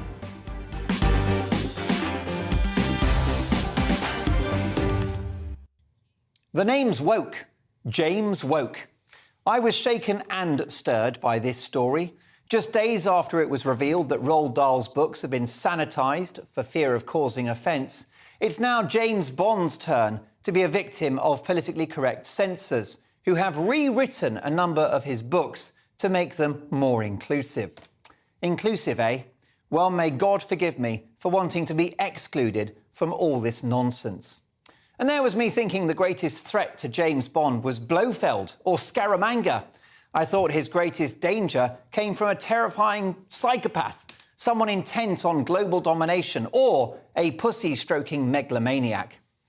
But in a stunning plot twist, it turns out that James Bond's greatest foe is virtue-signalling sensitivity readers, whose job it is to suck any joy or entertainment out of great literature and find offence anywhere they can. By finding racism, for example, everywhere, including places where it isn't. I wonder sometimes whether it's these woke Philistines who are, in fact, the racists all along. The Sunday Telegraph today offer an example of the new-look James Bond. In the original book version of Live and Let Die, Bond says that would-be African criminals in the gold and diamond trades are, and I quote, pretty law-abiding chaps, I should have thought, except when they've drunk too much. That was the original, but woke James Bond 2.0 in the new book simply says, they're pretty law-abiding chaps, I should have thought. No mention of booze this time round. They've gone teetotal by the looks of it. This is progress, is it?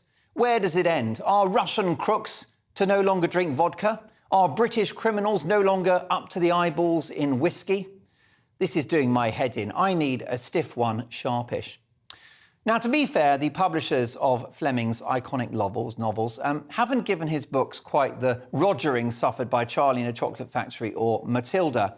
It strikes me that the publishers have tried to keep the original spirit of the novels, and they cite Ian Fleming's support for some previous changes when he was alive. Most of the updated book's contents are still pretty wild, so fair play. But why change these books at all, especially with the author now gone? It's my view that art is sacred and untouchable, even if it emerges as problematic for future generations. Books are like museum pieces that further our understanding of the past and serve as a chronicle of the human story. Airbrushing them, tweaking them and giving them a 21st century rewrite is, in my view, a chilling development. What's next? Should we get the crayons out and give the Mona Lisa a better smile? And who decides what is and isn't offensive, and by what metric? In many ways, though, the Roald Dahl drama and now James Bond is a good news story for those who are sick of this woke bullshit. Because the backlash against Roald Dahl has seen their publishers, Puffin, perform an embarrassing U-turn, stand up to bullies and all that. I've always said that woke culture contains within it the seeds of its own destruction. And with Roald Dahl and now James Bond, these are examples of politically correct censors overplaying their hand and getting an angry reaction from, in many cases, normal people who never normally enter the political fray.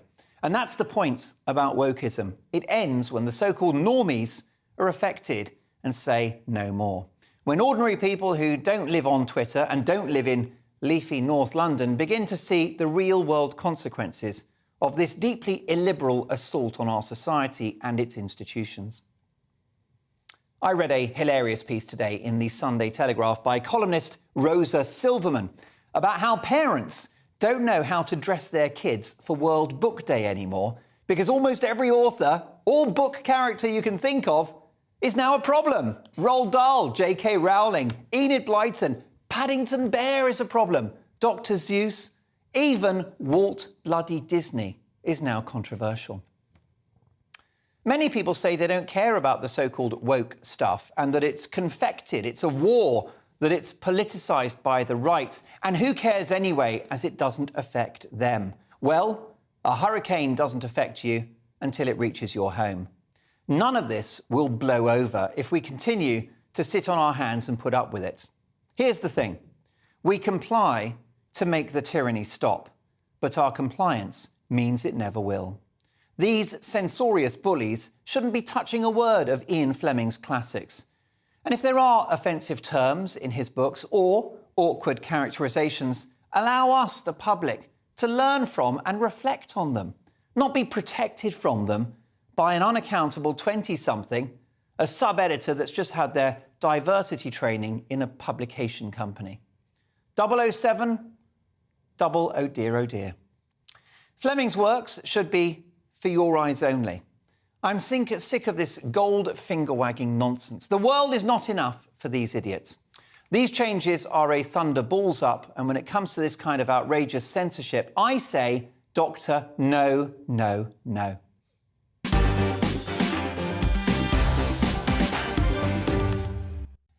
It's time now for Mark Meets, in which I speak to the biggest names in the world of politics, sports, showbiz and beyond. Tonight, the highly respected Conservative MP and chairman of the influential Eurosceptic group of backbenchers, the ERG. Now, Mark has been the Member of Parliament for Rayleigh and Wickford, previously Rayleigh, since 2001. In 1983, whilst at university, he joined the Territorial Army and was commissioned in December 1985 and served with the Royal Anglican Regiment until September 1989, reaching the rank of lieutenant. In government, Mark has served in a wide range of ministerial roles, and in spite of his full schedule, he found time to pen his love letter to Brexit, something for which he has long campaigned. Spartan Victory, the inside story of the battle for Brexit, is out now. Marc Francois, welcome to GB News. Good evening. Thank you for having me. It's great to have you on the programme. Let's get down to brass tacks. Is the Rishi deal a goer? Well, when we know what it is, and we've had a chance to read it and study it, then we can give you an opinion. But the problem is, we don't know what it is. As I understand it, unless they've been briefed in the last hour or so. I'm not sure even the Cabinet have been briefed on it yet.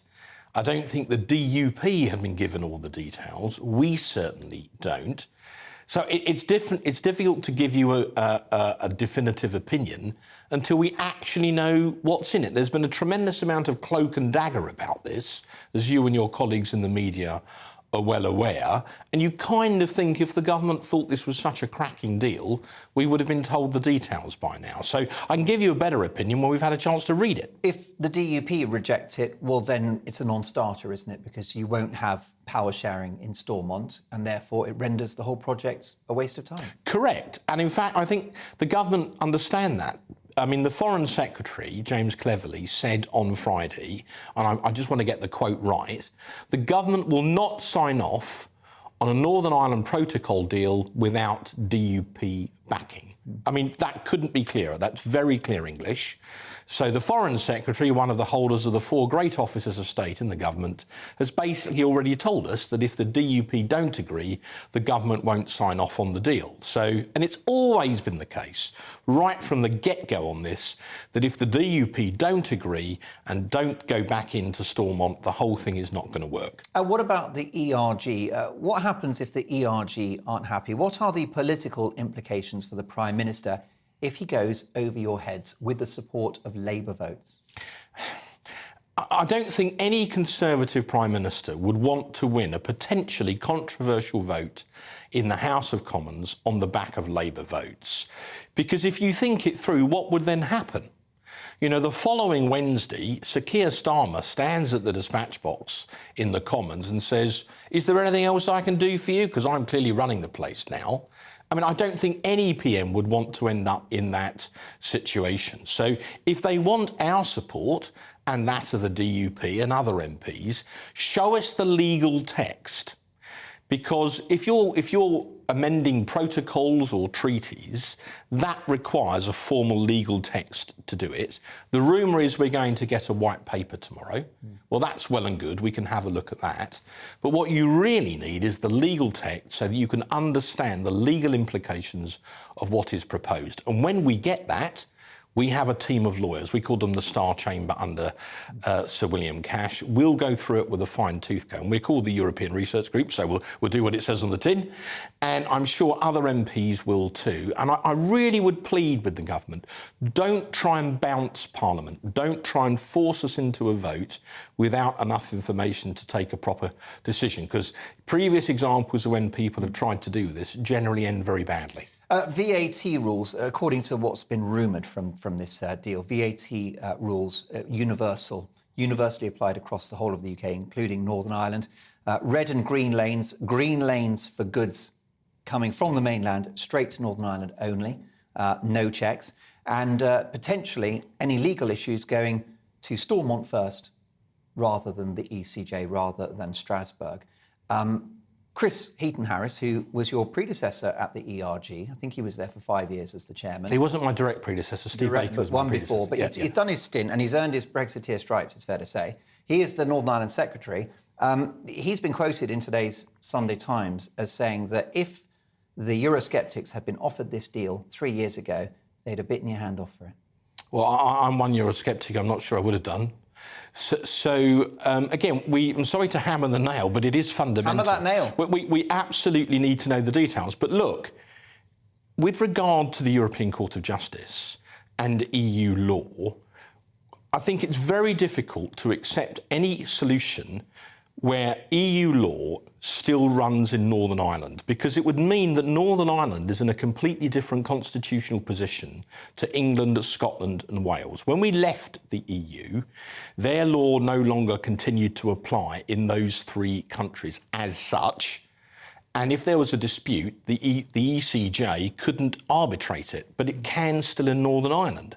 So I don't believe the DUP will ever accept that situation, which means that if that is the basis of the deal, I think, unfortunately, it's likely to fail. Well, in just a couple of minutes, I'll be asking Mark Francois why he is a Conservative, also how he felt on that day in which the British people voted by a majority to leave the European Union, his journey as a politician and as a public figure. I'll also be asking him whether, with some hesitation there in relation to Rishi Sunak's deal with Brussels, whether he's allowing the great to be the enemy of the good.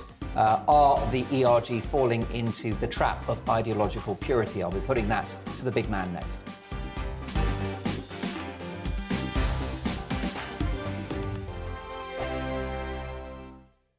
It's all about family, being in people's living rooms, all the interaction and getting to know who our viewers and listeners are. When I was young, my dad used to say, no, stop arguing. I wanted an outlet that would enable me to give my opinion. People are going through a really hard time right now, and I know that you don't feel like you're being listened to by the establishment. I came to GB News because it's the people's channel, and I want the audience to have their say on the events of the day. We're dynamic. We do something different. Democracy shows that the wisdom of the nation is in its people. I get to travel to find out what the story is from a personal perspective. The British people aren't fools. We know when we're not being told the full story. We've got to work out how Britain moves forward from this. It's the best country in the world. The establishment had their chance. Now we're here to represent your views. Britain's watching. Britain's watching. Britain's watching. We're proud to be GB News, The People's Channel. Britain's news channel. Monday to Thursday, 9 p.m. till 11 p.m. Join me, Dan Wootton. I'll bring you the sharpest takes and hottest debates. Do you not believe in prison? I don't believe in prison. I'm completely stunned. I guarantee you there'll be no spin, no bias, no censorship. I actually was personally quite offended by it. And no reason to go to bed. So I guess they've always been quite woke. That's Dan Wootton tonight on TV, radio and online. Monday to Thursday from 9 p.m. till 11 p.m. on GB News. The People's Channel, Britain's news channel. Hello, I'm Michelle Dewberry, and you can join me every weekday 6 till 7 on Jubes and Kerr. You're an inspiration to us all. Clip that bit off. Well, you are. That's my ringtone. My political ambitions those days are gone, I can tell you. She's only teasing. Go on. He's probably going to want to lay down now. I'll give him 2 minutes to have one. Let's respectfully disagree. That's what we like on Jubes and Kerr. Come and join us. GB News, the People's Channel. Michelle Dewberry, weekday evenings at 6 o'clock.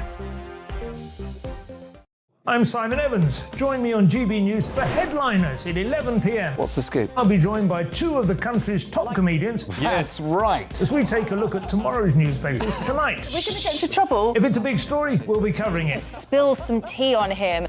There we go. But we'll also have some fun. I wouldn't stick up a bank.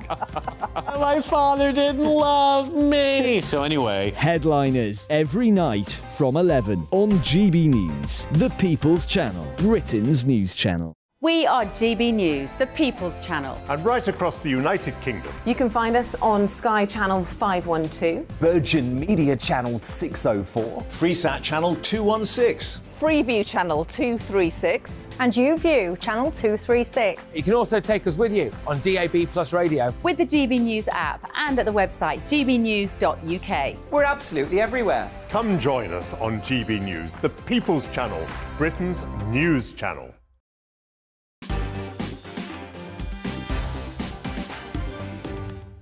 Welcome back to Mark Dolan tonight. The papers still to come, but with me in a Mark Meets special is the Conservative MP and the chairman of the European Research Group of Eurosceptic MPs, Mark Francois. Mark, great to have you in the studio. Thank you for giving up a chunk of your Sunday night. What would you normally be doing on a Sunday night? Hopefully just relaxing with my wife, Olivia. You know, just even politicians deserve a day off. And freshly married, almost your 1 year anniversary in June. You mustn't forget that date, by the way. I'll try not to. I mean, that was the highlight of my year last year, was marrying Olivia. There were a few other things going on in politics. I quipped to a friend of mine over the Christmas New Year break. Last year for me was not 4 weddings and a funeral. It was 1 wedding and 3 prime ministers. Yeah, that would have kept you busy. You have been a Eurosceptic since when? Can you pinpoint the moment politically where you thought, I'm really not having the EU? Well, look, when I came into the House of Commons in 2001, I suppose I was a Eurosceptic by inclination. I made my maiden speech against the Treaty of Nice on the basis that you may as well start as you mean to go on. But at that time, you could have put me in a kind of box that would have said remain but reform. Right. You know, try and get them to change it.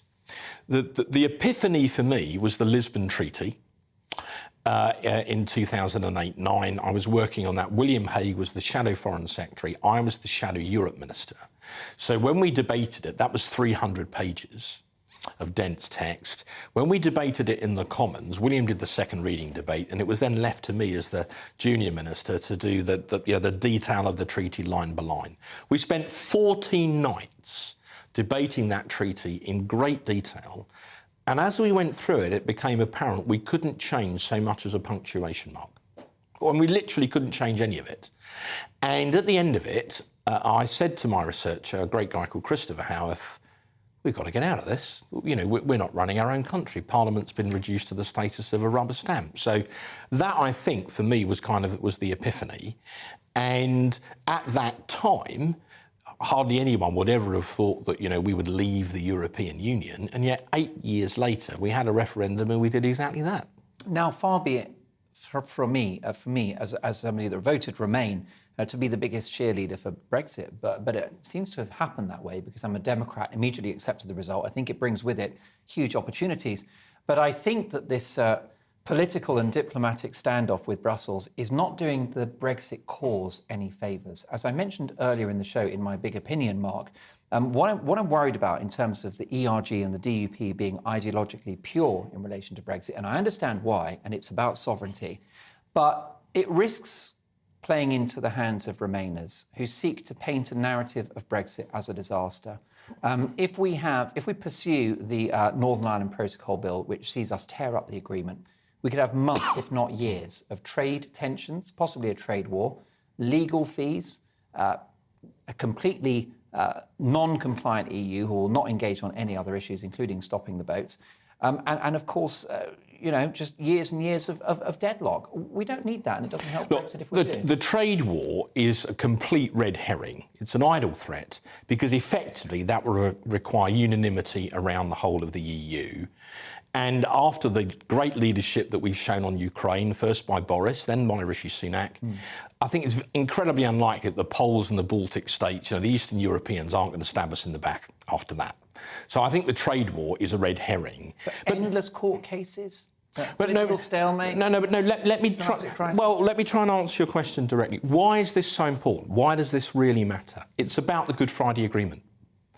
Because we're coming up to the 25th anniversary, and there was a poll at the end of January that said 35% of unionists, only 35%, would now vote for the Good Friday Agreement, let alone the protocol. And the absolute fundamental principle of the Good Friday Agreement is of consent. And the unionists are so disillusioned because of the way the protocol has been operating, there is a very real risk that the Good Friday Agreement itself could collapse. Lord Trimble, a Nobel laureate who sadly died a little while ago, said back in May 2022, John Hume and I have made great sacrifices to help bring peace to Northern Ireland, and now all of that is at risk. Now, that was David Trimble. So if we can't cut the Gordian knot on this, if we can't sort this out, there is a very real risk that the Good Friday Agreement itself will collapse and we will go back to dark days in Northern Ireland that no one wants to see. You are the chair of the influential ERG. Where will you compromise? Well, if we're allowed, I'm sorry to say it yet again. See the detail. We need to see. We need to see the detail. There are many Brexiteers watching the show and listening, and really, I'm passionate about Brexit becoming a success, and I think it will be because I think the fundamentals are positive. We are a sovereign nation again, but many will be anxious that. In the end, what the ERG and perhaps the DUP are doing is falling into the ideological purity trap and essentially having a dream that will never manifest itself, which is full, total sovereignty, independence from European courts. Well, what's wrong with a tweaked or improved protocol? Why does it have to go all together? Many will argue that the protocol going is for the birds. Well, all I and my colleagues have ever really wanted is to live in a free country where we elect our own parliament and government and we make our own laws and we live under them in peace. I wouldn't call that ideological purity. I'd just call it common sense. So we have left the EU. We legally left in 2020. We no longer got MEPs in the European Parliament because we're no longer entitled to them. But there is this element of unfinished business. And we do need to get this sorted out for the very pressing reason that I have just given you. And then... Your timeline, I mean, if the ERG are strict on this, your timeline could be 10 years. No, I don't think so. I don't think so at all. And, you know, the Foreign Secretary has said that if the DUP don't back this deal, then neither will the government. So it's not just a matter of the ERG being, quote, purist, as you put it. So will the government, by the sound of it. Well, I'll give you credit, which is you've held the government's feet to the fire for many years and you've already saved us from some pretty awful agreements. So, you know, full credit to you for that. You know, don't take the ideological purity as an insult. But in the end, everyone wants a deal. So here's the question. It's an easy one. What's going to happen? Well, I mean, we need to do something about the Good Friday Agreement. We need to get that sorted out. But I think it was Theresa May who famously said no deal is better than a bad deal. And the worst possible thing to do in this situation would be to agree a really bad deal that no one's happy with, that makes the situation even worse. I mean, this is a one-off opportunity because of the deadline, because all experience dealing with the EU shows that you need some kind of compression to get them to make concessions, right? So here is a golden opportunity to get this right once and for all, and if we can expunge EU law from Northern Ireland so they run the European Union as they see fit, and if there's any disputes, they adjudicate them under their courts, and we run the United Kingdom as we see fit, and if there are any disputes, we adjudicate them under our courts, then we can hopefully all rub along nicely. I take your point about you need to see the detail, but you know, you're such an experienced politician and you've absolutely immersed yourself in the world of UK-EU relations over many years. You must have a gut instinct. You must have a slight sense of what that deal is and what the implications are. What do you think are the percentage chances that you'll find it satisfactory this week? Well, it really... even 50-50? Well, I'm not going to put a number on it because I don't know what... Is it already a no? Because, I mean, over a couple of whiskies and a cigar, you'd be honest with me and you'd say, Mark, I'm not having this deal. Look, the fundamental thing is what the DUP say. Because if they say no, it doesn't fly, they don't re-enter Stormont, the executive isn't back up and running. So Is the Prime Minister that stupid? I don't think the Prime Minister's stupid at all. He's a very intelligent man. But he's got a deal. He's not going to have a deal that's a non-starter of the DUP. So that, in a sense, if we're assuming that he's got his head screwed on, the DUP will swallow this deal, at which point you're happy. Well, as I understand it, the DUP have not signed up to this. I mean, I would hope, because they're close allies of ours, that if they were going to, I'd at least get a phone call after all this. But as far as I understand it, certainly as of this evening, you know, they have not signed up to this. And I think they're as keen to see the practical details as we are. But they have argued pretty much for the same that we have argued, which is that the only way to really restore peace to this situation properly, to get back support for the Good Friday Agreement, to get the unionists back on board, to renew that consent, which is at the heart of the Good Friday Agreement, which has underpinned peace in Northern Ireland, you know, for a quarter of a century, is to address their concerns, and their bottom line concern is to get rid of EU law, so that they are on the same footing as people who live in England or Scotland or Wales. Clock's against us. Don't want to get in trouble with Mark, the producer. Two quick ones for you. We know that, you know, we've got the issue of the protocol. It needs to be resolved. We can all agree on that. We've had the pandemic and a massive transition, having left this bloc after over 4 decades of membership. So I've always said it's going to be a bumpy ride. I think long-term it will be a success. That's my personal view. So do I. And I say that as a Remainer. However, is the Brexit that we've currently got better than EU membership? Because the likes of Ben Habib, another red-blooded Brexiteer, argues that this current Brexit is actually worse than Remain. Well, you know, Ben's got his own axe to grind, and it's a democracy, and, you know, he can make his own argument if he wants. But yes, you know, we are better off out. Just look at the vaccine rollout. We had one of the fastest rollouts in the world. Small businesses, though, the companies that don't bother exporting to the EU anymore because of paperwork. Well, we're signing trade deals around the world. We've signed over 70, including new ones with Australia and New Zealand that, you know, weren't already extant under the European Union. We've taken back control of our trade policy. We've effectively now got full control of our foreign policy. And look at how well Boris and now Rishi have used that in relation to the Ukraine. We run our own show. We are sovereign in our own country. What are the Ukrainians fighting for? They're fighting to be free, and we're backing them to the hilt. We now have the right to run our own country as we see fit. And I believe, like you, that we will prosper as a result. And one last quick thing. I self-published my book via Amazon, still available on Amazon, by the way. Why? Because when I went to the UK publishing industry, they were all too woke to publish it. So that brings us back to where you came in. It most certainly does. A thrill to have you in the studio. Thank you for your candour. Good luck this week. I know it's going to be a busy one. And congratulations to you and your missus on your nuptials almost a year ago. Thank you very much. Lucky lady. Thank you, Mark. Always a pleasure. Mark Many Francois, fascinating conversation. Your reaction to my interview with the chairman of the ERG, Mark Francois, plus the papers next. Don't go anywhere.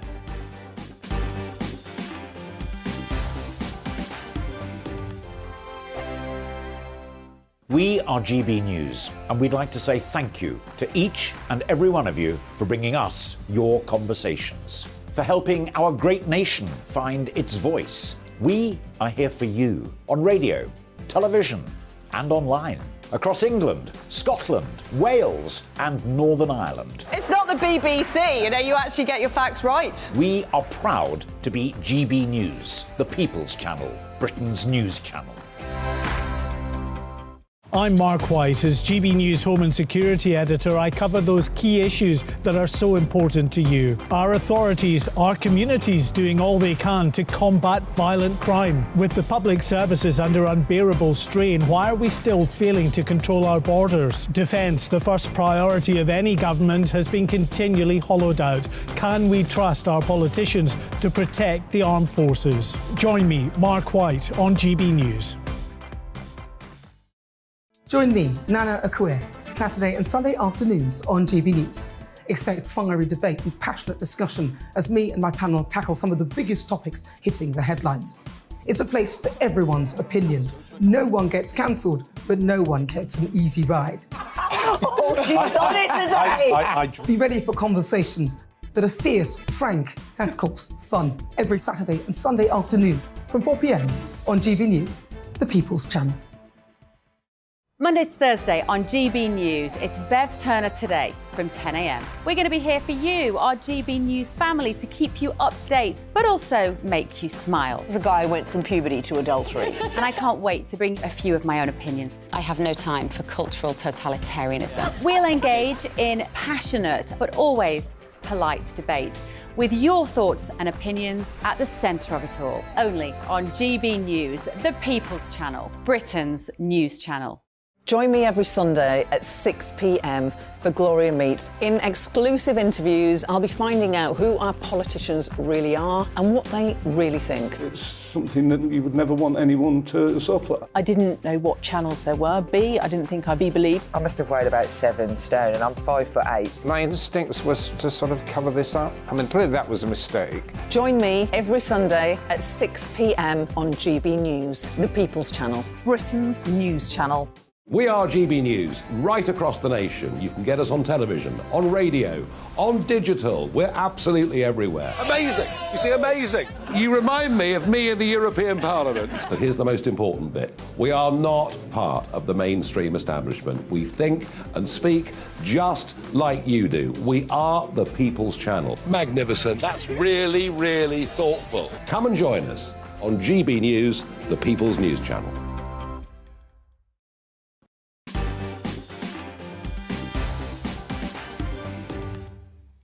It's time now for a look at tomorrow's papers.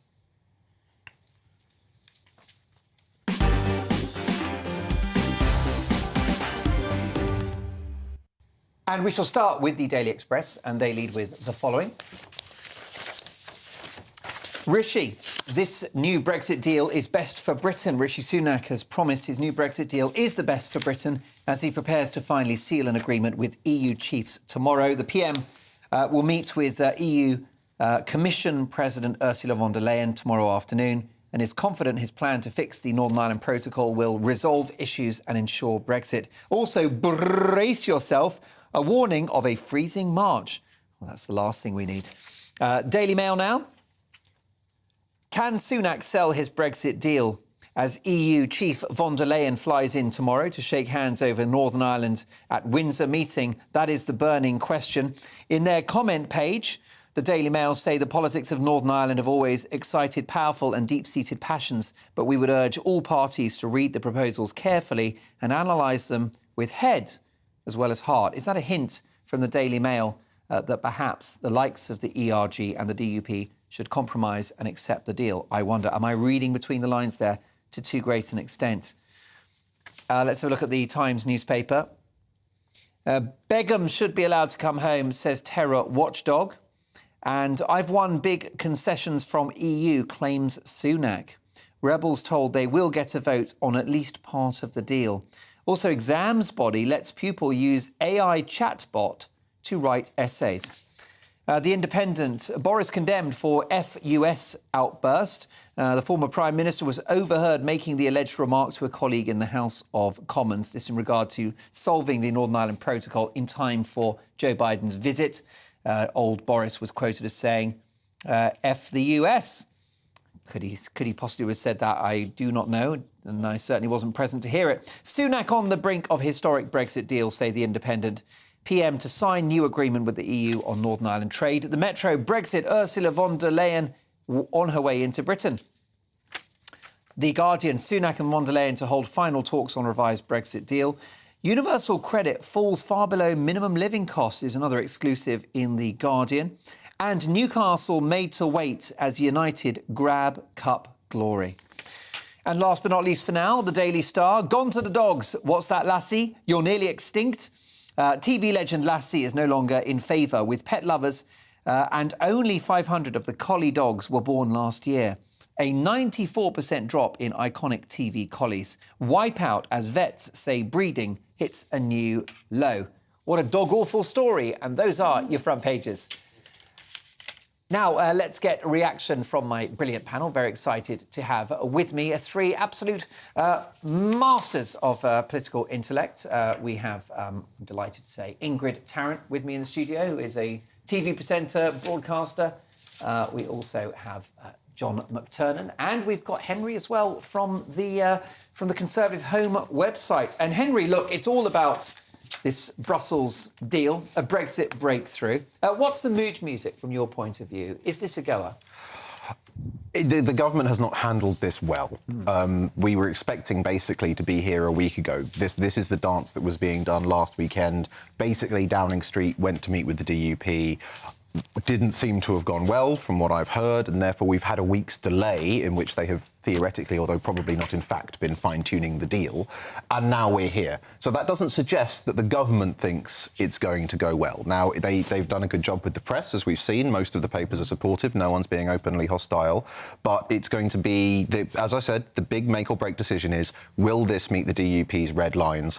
I don't currently, reading the runes, think that it will, just based on the vibes that we're getting out of the talks and everything else, but we'll have to see. Is it possible that the DUP will not accept a tweaked protocol, but will return to power sharing? Or do you think it's black and white, that if they're not having the deal, they won't? Absolutely not. Stormont is the best bargaining chip they've got. There are people all over the place who just want to ignore the unionists, and have said that from the beginning, who just want Westminster and Brussels to patch up a deal between them. The DUP know the only reason they're being listened to by a lot of these people is that they brought down Stormont, and so they're not going. They know how much that bargaining chip is worth, and they are not going to cash it in unless they get a real concession. There's that line, Henry, in the Daily Mail in their comments section, and they're saying that they urge all parties to read the proposals carefully and analyse them with head as well as heart. Is that a hint from the Mail that the relevant interest groups should swallow this deal? Potentially, I think it's but I think it's a better warning with regards to the ERG than the DUP, because certainly there are some people in the ERG who are just absolute, ideological purists and could potentially sink this deal on the basis of some sort of arcana about the ECJ. That's a completely reasonable thing. I think it's very different when you're talking to the DUP, because fundamentally, what's at stake here is their position in the United Kingdom, and I don't think it's for anyone on the mainland to second guess for them the balance of head and heart in this arrangement. If, however, John, the Prime Minister gets this deal across the line with the support of the DUP and the ERG, this will be a turning point in his premiership. It will be a major achievement, but it will be like much of the focus groups have already said that I've heard. The focus groups look at Rishi and they go, poor guy, such a mess to clear up. And this is just one of the pile of messes he's inherited. Cost of living, the trust budget, the moronic risk premium, and this one. If he gets it done, that will be good. And I think, look, to be honest, I see Rishi Sunak and Jeremy Hunt as potentially being figures like John Major and the end of the John Major government doing the right thing for the country, stewarding the country to a change of government. I don't think he can reverse the opinion poll crash for the Tory party, but he can actually be a decent Prime Minister, and this would be a step towards that. Keir Starmer would salivate at the chance to offer the government Labour votes to get this deal across the line at the expense of the ERG. Oh, that would be sort of all Christmases coming at once for Labour, wouldn't it? It would be. To be able to bail out a Tory Prime Minister, having seen off 2 already, would be just the icing on the cake. Yeah, well, what it would do, Ingrid, if that were to happen, if the ERG objected and voted against this legislation, this vote in the House of Commons to approve any new deal with Brussels, if it was Labour that got it across the line, that perhaps would rid Keir Starmer of the ghost of Brexit, because he could say, I got Brexit done, it was Labour votes that secured this agreement. Yeah, and wouldn't it just be so completely hypocritical as well, because he doesn't want Brexit done anyway, he wants to go, reverse it. I don't Campaign to reverse it for years. Yeah, I don't think that will ever happen. I mean, I hope not. You probably know better than I do, but I think it would just be so messy, it caused such mess. Sneakily in between all this is being done at Windsor, and there's going to be, I just feel that they're just going to just chuck in that little sort of like trump card of getting King Charles involved, and I find that just a little bit sort of manipulative. I don't like it. The whole thing is a bit sort of like stinky and messy in my mind, but wouldn't it be nice to just get this done as such? I do think so. Justice for Joanna, Ingrid. Hope, as Dominic Raab says, he will meet family of wife killed by BA pilot. This is a guy who murdered a mother of 2 within earshot of her children. He served half his sentence and he will walk free. Do you know, I cannot understand it. It's a little bit like very recently, with Gary Glitter. He got 16 years and he came out after 8. Why don't they just say, this is the sentence, and stick to it? Why give them a sentence and then halve it anyway? It's so wrong. Why don't they clean it up? I've never understood what is the answer to this? I don't know. A sentence is a sentence, end of. Indeed. I think it's disgusting. It's a shocker. It infuriates me, yes. Henry, exams body lets pupil use AI chatbot to write essays. Students wanting top marks in essays often quote from great thinkers and experts to add credence to their arguments. Now they will be able to use a technology, a software called GPT. Do you know what this stuff is? I mean, so ChatGPT is basically a program. It's called an aggregate AI, and I thought it was a dating website. No wonder you're doing badly. I mean that would be. I'd love to know what kind of essays they were writing. If they were quoting from their dating profiles. But basically, it's a learned language model. It's got a vast volume of texts, and it's learned off them. And you can ask it questions, and it produces some coherent answers. But I cannot, just based on this story, understand why you'd ever quote it in an exam. You could use it to cheat in an exam by having it write answers for you, but it's not an intelligence, it's not a great thinker, it's not a historical source. So I don't see why you would ever honestly quote something from ChatGPT in an essay. It's a baffling story. We've got lots more stories from the papers, including The Sun and The Telegraph. Plus, are strict uniform rules over the top? Do we still need school uniforms? Are they outdated or an important part of discipline within school? Lots more stories from the papers as well. Don't go anywhere.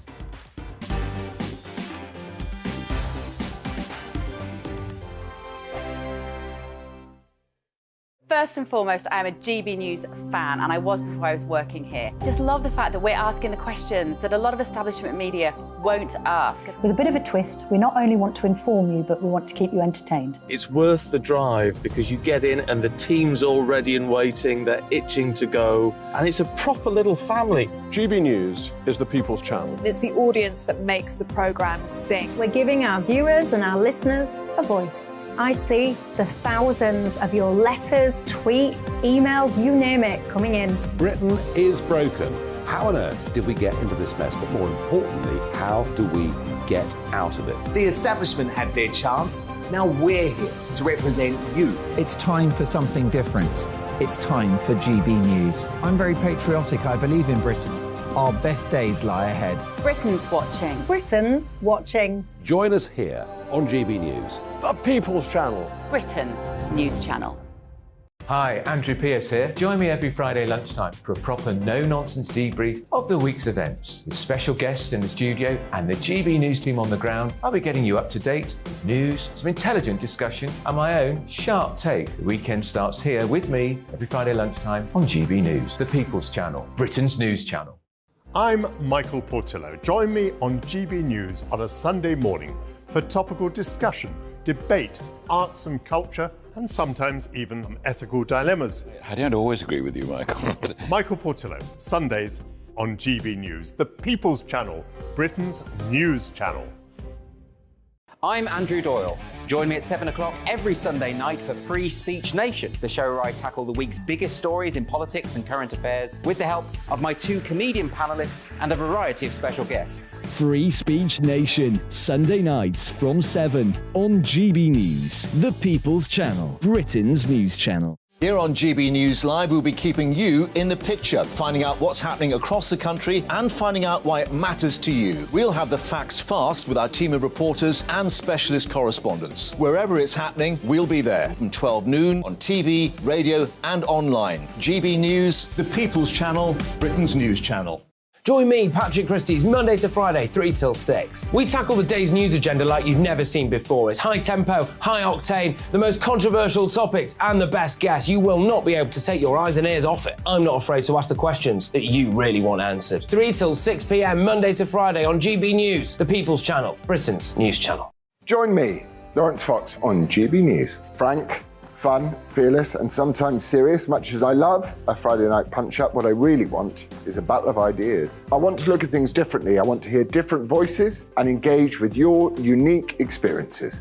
Every Friday at 7 p.m. on GB News.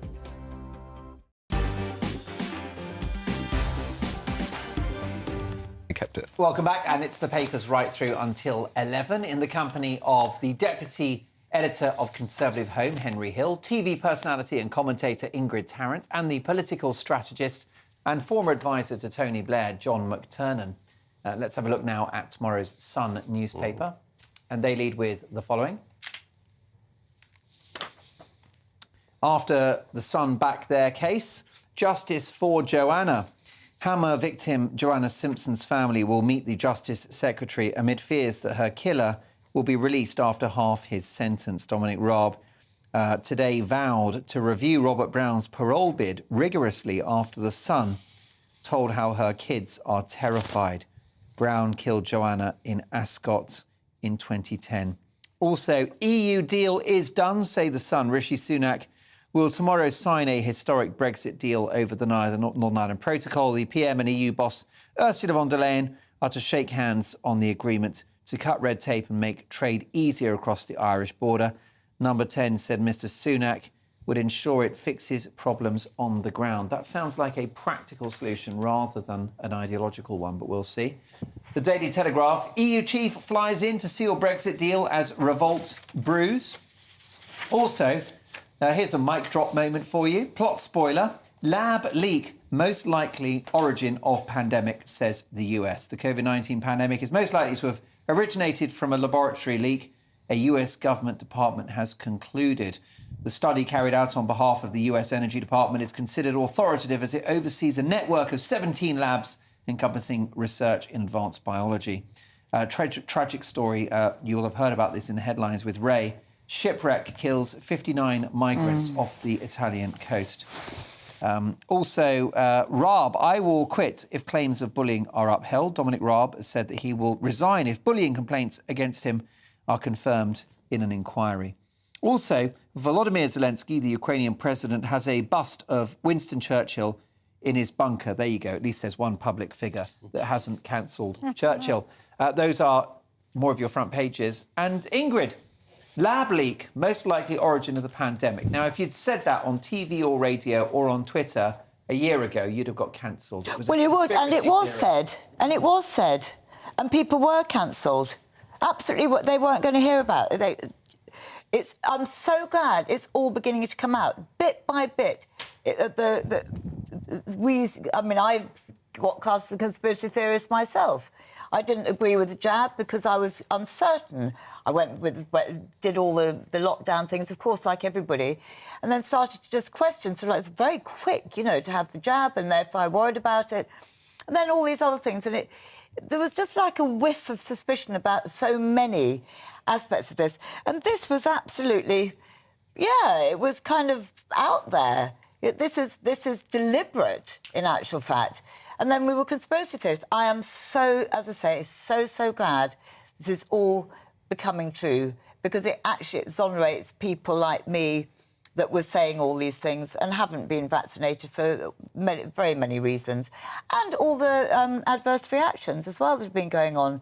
They're being shut up, and so it's good. Good. Those side effects cannot be denied. No, but they have been, but they're coming out now, and people Henry, were it's not, cancelled. you're a journalist. It's not really been a great era for political discourse or the dispassionate analysis of information, evidence-based medicine. All of that seems to have gone out the window, whether it's mask efficacy, vaccine safety, or the origins of the virus. Yeah, absolutely. I mean, one of the weird things when you look back over the pandemic is how just the sides just completely switched. You know, at the beginning of the pandemic, it was progressives who tended to be like, this is ridiculous, you're overplaying it, this is anti-Chinese sentiment, I'm not going to be taking any precautions. And then that position completely flipped along the ideological axis. And now here we are, and this thing, which, as you say, was a paranoid conspiracy theory a year ago, is now being signed off by the United States. Indeed, and I do feel like the House of Cards is tumbling. Mask efficacy is increasingly under question. I can't find anyone willing to defend school closures anymore. And I suspect that even lockdowns are something that politicians will eventually disown as a policy, John. I always thought about school closures that Tony Blair would have opposed them. He'd have decided the damage to children's education was too great. And I think looking around the world, some of the approaches by other countries, British Columbia, one of the states in Canada, which I know quite well, they had a much more open attitude towards socialising, not quite as wide as the Swedes, but more controlled a bit, and so their test and trace worked. Proportionate. So I think the thing is, this wasn't the really bad pandemic. This was a test run for the world. There's a much worse pandemic likely to happen in the coming century. So let's hope we've learnt every single lesson from it. And will it be engineered? No, it'll jump from species. We're having an increasing frequency of diseases jumping from. Well, I tell you what, then, let's have some fun before the next pandemic, shall we? Let's have a party. Well, I mean, influenza. Let's just stop them from engineering these things. I'm worried about Pandemics aren't legal. John, you sound like Bill Gates these days. John and I can hit the clubs. Well, I think so. I think we'll go out straight after this. We'll stay on education because a school in Liverpool has come under fire for its uniform rules as girls are said to have their skirt lengths tape measured on entry. In efforts to support the girls, boys at the school wore skirts above the knee in protest, while parents branded the skirt rule draconian. So are strict uniform rules over the top? John, what do you think about this? The idea is that the girls are having their skirts measured at school with a tape measure. It sounds slightly pervy, doesn't it? No. I certainly think it's inappropriate for male teachers to be measuring girls' skirts. But what about female teachers? I mean, the rules are the rules, John. Oh, I think, look, the British obsession with school uniform is ridiculous. What we need to care about is the quality of the teaching in the classroom and the opportunities the kids get for going on to further education, higher education, onto apprenticeships. No one disagrees with teaching being good. No, I agree. Intention with having strict uniform policies, right? I mean, I think strict uniform policies are defensible and important. They play down social divisions between. No, they play down. It's about rules. It's about discipline. It's about rules and discipline, and also it means that pupils from different economic backgrounds aren't forced into competition about who's wearing what. It doesn't show up less advantaged pupils who maybe can't afford to keep up with the fashions and have all of that wardrobe. It's a good equalising policy. John's offered to measure your skirts on the show, Ingrid. Have you now, pervy? Mark Dolan tonight has a rule on skirt length. Rules-based. 55 centimetres. So what John's going to do is bring out his ruler, which he uses quite a lot. In a nutshell, only a few seconds, but what do you think? School uniform, yes or no? Absolutely. For all the reasons, exactly those reasons. No competition, easy, don't have to think about what you're wearing the next day. And I think that all these rules should be upheld, absolutely. It's first part of discipline. It was a real treat to have John McTernan back, a real treat to welcome Henry Hill for the first time, and a great, great return to the show from Ingrid Tarrant. Thank you for your company all this weekend. I'm back on Friday at 8. Headliners is next.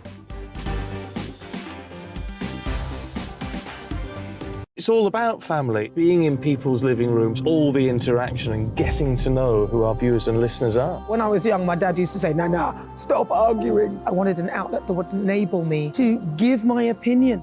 People are going through a really hard time right now, and I know that you don't feel like you're being listened to by the establishment. I came to GB News because it's the people's channel, and I want the audience to have their say on the events of the day. We're dynamic. We do something different. Democracy shows that the wisdom of the nation is in its people. I get to travel to find out what the story is from a personal perspective. The British people aren't fools. We know when we're not being told the full story. We've got to work out how Britain moves forward from this. It's the best country in the world. The establishment had their chance. Now we're here to represent your views. Britain's watching. Britain's watching. Britain's watching. We're proud to be GB News. The People's Channel. Britain's news channel. Join my show Farage, 7 p.m. till 8 p.m. Monday through Thursday, and there you will get opinion, analysis, debate, and I'll cover stories that nobody else dares to touch. You've been cancelled. Join the club. Oh, my goodness me. And then for the last 15 minutes, talking pints. We're over a drink. We have a civilised conversation with someone. We very often disagree, but we do it in a grown-up way. Come and join me on Farage. We are GB News, the People's Channel. And right across the United Kingdom. You can find us on Sky Channel 512. Virgin Media Channel 604. Freesat Channel 216. Freeview Channel 236. And YouView, Channel 236. You can also take us with you on DAB Plus Radio. With the GB News app and at the website gbnews.uk. We're absolutely everywhere. Come join us on GB News, the People's Channel, Britain's news channel. He's the king of breakfast TV, and he's back. Eamon Holmes back on the TV with me this morning. Even remember my name. I know, it's been 4 months. You have holy water by your bed? Oh, yes. Already to bless. Oh, Eamon. Oh. Why do you not believe anything I say? Eamon Holmes back on GB News Breakfast at 6 a.m. Hello, I'm Esther McVeigh. And I'm Philip Davis. Whether you're watching or listening on TV, online or on radio, we handpick the latest stories, debates and expert opinions for your weekend. So whether that's politics, news or showbiz, we've got it covered. Join us every Saturday morning at 10 o'clock on GB News. We are GB News, the People's Channel. Why not take us home with you by visiting the GB News shop at gbnews.store. You'll find all the official merchandise, a really good present actually for yourself, your friends or your family. We ship across the UK mainland at no extra cost. GB News, the People's Channel.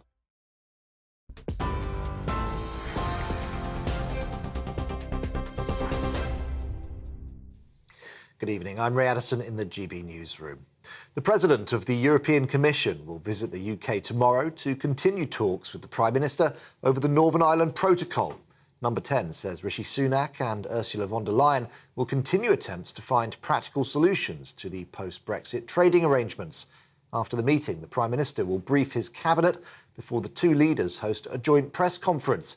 He may then make a statement to the House of Commons. However, influential Tory backbencher Mark Francois is warning Rishi Sunak not to try to force through a vote before they've had time to scrutinise any deal. The rumour is we're going to get a white paper tomorrow. Well, that's well and good. We can have a look at that.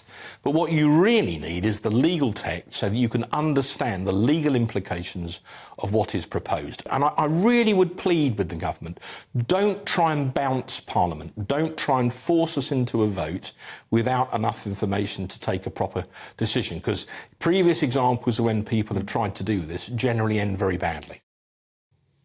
At least 59 people, including 12 children, have died after a boat carrying more than 100 migrants crashed into rocks off the southern coast of Italy. The boat, which left from Turkey, was carrying migrants from Somalia, Pakistan and Afghanistan. 27 bodies were found on a beach in Calabria